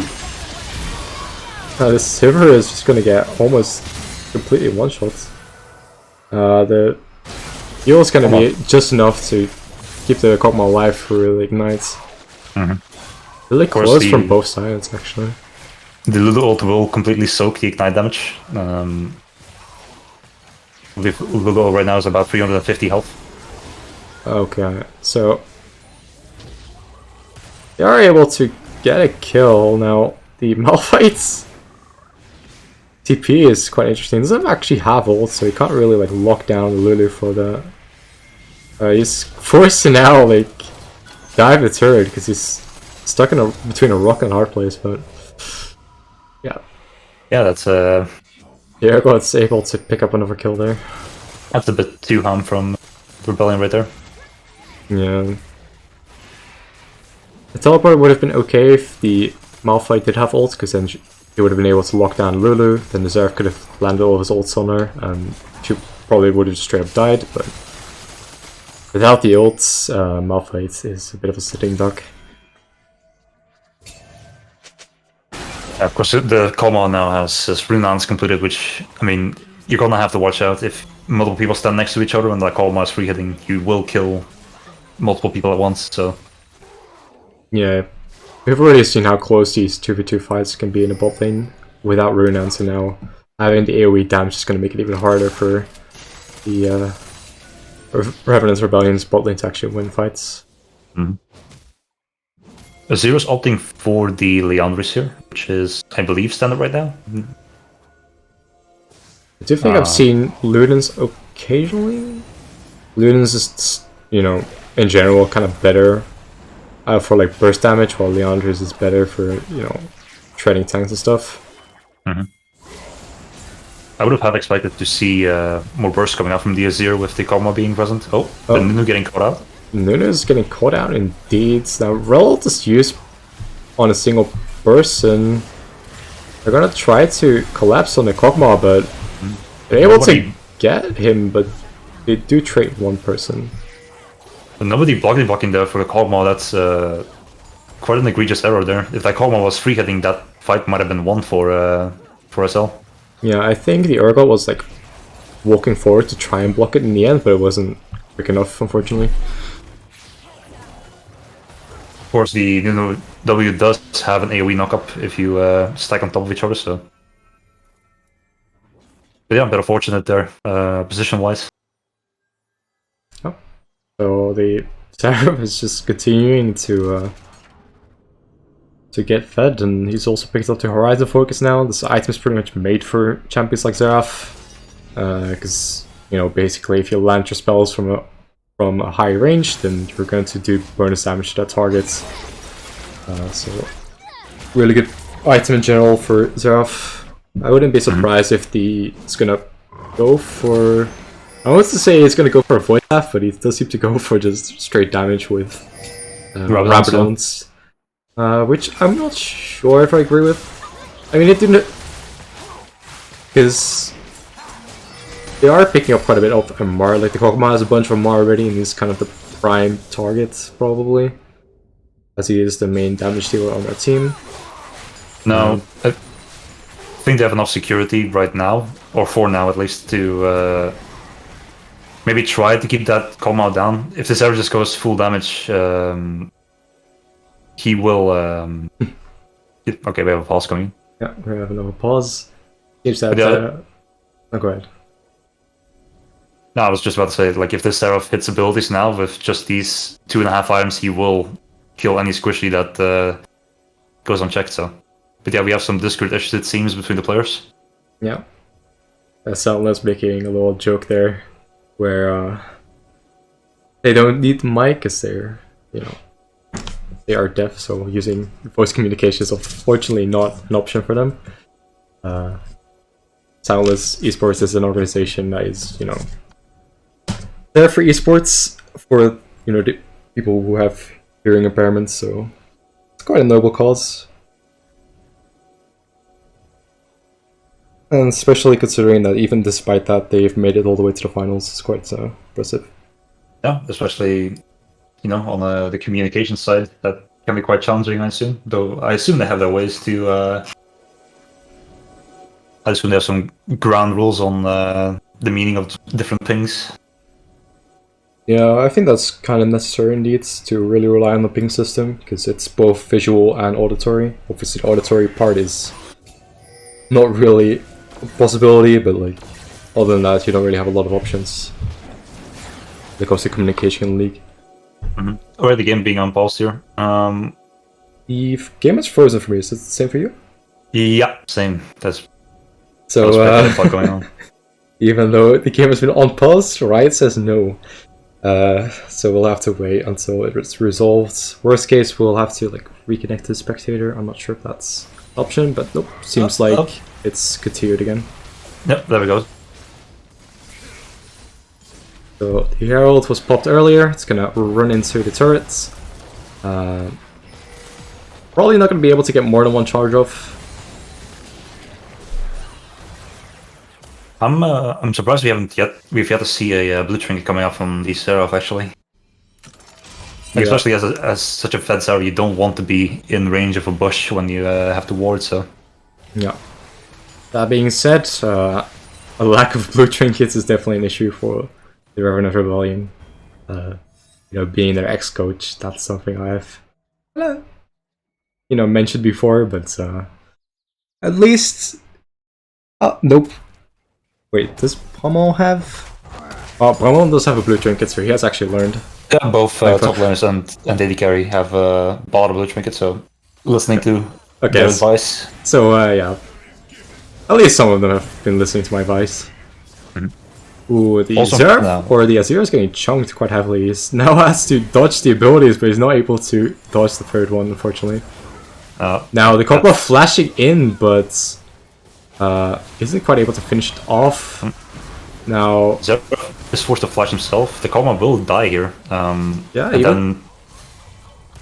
Okay, good trade. good trade. Even through the exhaust, there was still have the damage to actually finish off the Kog'Maw there. Of course, Viego, he has the Kraken Slayer and the Blade of the Ruin King completed. He is incredibly dangerous to be fighting against. Yep. Looks like they're gonna start up the Baron. The Zerf is on his way as well, so it's going to be, 5v3 fight even. So I'm not sure if they can really contest from the side of Soundless. Ooh, the Urgot does try to flash for the Zeraf, but isn't quite able to. Nuna tries to flash to secure the Baron, isn't quite able to either. Now Zeraf does fall and give the shutdown to Urgot. Urgot is doing a lot of work actually, he's almost able to kill. He actually kills the Viego with the help of Azir. And that's a rather crucial turnaround there, because that's almost all Baron buffs gone, and some good shutdowns as well on the Viego and on the Zeraf, so... Yeah, now the Urgot did get a lot of gold there. Now the Azir got a shutdown as well, I believe, so... he's gonna be back into the game somewhat as well. And they should be able to pick up 2 more turrets in return. So yeah, I'm really surprised that the Urgot was able to survive for that long. Now, Zeraf was out of position, he was basically being chased down by the Urgot without any help from his teammates because they were all stuck in the Baron pit. Even though he failed his flash, he was still able to kill the Zeraf in the end. Of course, the combination of the Titanic Hydra and the Black Cleaver paying dividends in that, that extended fight for the Urgot. Now we also got the Muraman online for Sivir as well as the Duskblade, so he's also going to be, coming online real soon. And one of the Sivir Qs combined with a Zeraf Q can very easily just disable a carry on the side of SL. So yeah, Revenant Rebellion does have a very strong poke, and you can see it. Like even the Kog'Maw, who does have a little bit of MR, is taking a lot of damage from. Oh, Malphite is engaging, but they're not able to get on the Kog'Maw, and he's just going to be able to free hits. Getting a triple killer. Both carries from SL being left completely untouched there, so that's going to be a completely free fight for them. Yeah, unfortunately, both the Rel ult and the Malphite ult weren't able to connect to the Kog'Maw, and that's a great mistake. So now Soundless is able to pick up a Mountain Drake, which is going to deny Revenant the Mountain Soul, which would have been really big. And yeah, you can see that Soundless is actually scaling really well now. So, the longer the game goes on, like the harder it is for Revenant to really close out the game and win fights. Yeah, and of course the Kog'Maw now also has his Rage Blade completed, so if he goes untouched in a fight for even a second, he is going to be killing people left and right.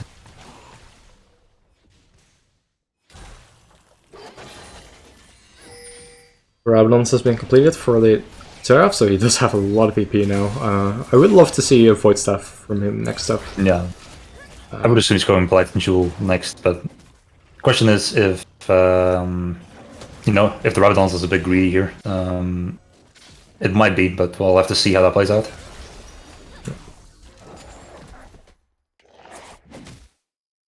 Not much happening for now, as all the objectives are off the map. The gold is pretty much even now, even though Revenant did have a lead in the early game. The Soundless is now actually slightly ahead because of the objectives. They do have 4 turrets while Revenant only has 1. So that's a bit rough. Azir using his passive here to get some extra pressure in the bit lane, so they can't just walk up anymore. And they'll use that opportunity to just take the entire bot side jungle. Picking the flash for the Kog'Maw, that can be quite vital in these fights. Diego is able to ult out, barely stays out of the Nunu's range, so it's not going to get slowed and caught out.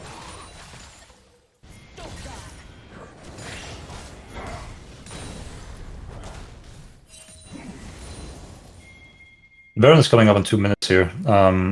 It's important to note the Kog'Maw does have flash. The Lulu will have it soon, but they do have exhaust and heal up. So I think it's going to be incredibly difficult for Rebellion to actually get on top of him and keep on top of him. Yeah. That being said, Revenant also has all their summoner spells pretty much, and Malphite should have his flash ult by the time that Baron buff is about to spawn. So pretty much both sides are going to have all the tools that they need to team fights. But obviously, Soundless is going to be more of the defensive and trying to disengage, while it's up to Revenant to actually engage. And they do get a lot of damage on the Kog'Maw, but they're not able to finish him off, and he's just living on 1 HP. And now they can actually turn with the Azir and the Urgot. Yeah, that's really rough. Yeah, of course the flash paying off there from the Kog'Maw. Yeah. Yeah, they didn't even have to use the exhaust. Now it's just Viego and Sivir trying to defend, but the inhibitor should fall at the very least. Now that is all but 2 flashes blown on the entire on both teams, so it's probably gonna play a factor into that Baron. Though I assume that SL is gonna be immediately going towards the objective. The Zeref will not be up in time to contest it, though he does have TP.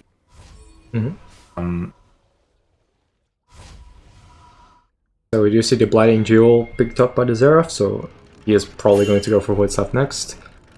Which I do think is kind of necessary, especially because like the Kog'Maw is living pretty barely. So if he did have that resistance shred, then there's a good chance he would have actually died there. Now the Kog'Maw seems to be itemizing for Shieldbow as his mythic now, so he will be even more of a problem to deal with if he completes that item. Absolutely. Yeah. I do like the. Go ahead. No, go ahead. I was about to say I do like the decision from Nuno here to go for the Knight's Vow. Go for the rather supportive jungle role and actually put more security onto the Kog'Maw.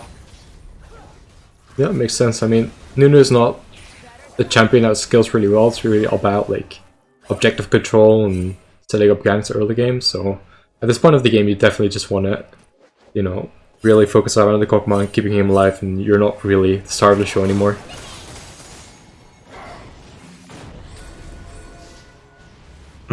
So they are going to be fighting around the Drake, which is soul points for Revenants, but it's going to be quite difficult for them to actually get into the fight. Now, Malphite does have flash ult. He's able to just straight up ult into them, but the Kog'Maw is still free hitting. No. They just can't get into the Kog'Maw, and he's just going to be able to take down their entire team. Like, yeah, that is the best team fight opportunity you're going to get there with them all stayed together, but if you don't kill the Kog'Maw, it's going to be game over. So yeah, Malphite was able to get an ult on 3 people, but not on a person that actually matters. So Kog'Maw stays alive and is able to just shred through Revenant Rebellion's team. And with the death time as being the way that they are, like Malphite is not going to be able to do much to actually defend this. No, that Kog'Maw will absolutely just kill that Malphite. So and the Malphite will fall, and now Soundless is probably just going to end the game, and that's the 3rd victory that Soundless needed to actually win the finals. So yeah, well played by Soundless. Congratulations to them for winning the competition. This is pretty solid gameplay from them. A lot of good team synergy, both in like draft and actual execution as well. So really impressed. Yeah, especially this game. It's not a comp that is entirely too easy to execute. So well played by them. And I mean, definitely well played by Revenant Rebellion as well for putting up like such a great fight. They haven't really been there haven't been any games where Revenant Rebellion has been decidedly behind to a point where they couldn't fight back. So played very well as well. Yeah, true. Like none of the games were really like that hard of a stomp. Like the game where Soundless played the Yasuo comp was probably the closest thing to a stomp, but even that took quite a while before they were actually able to close out the game. Like they needed the Elder buff and Dragon to do it. So yeah, some good games, honestly. Overall, well played by both teams. So Alright, so that's going to wrap it up for the competition. I want to thank you guys for watching. It was fun to cast with my friend, the Ocean Man. And yeah, I hope you guys have a nice day still. Thanks for having me, and till next time, I guess. That is true. Alright, see you guys. Bye bye.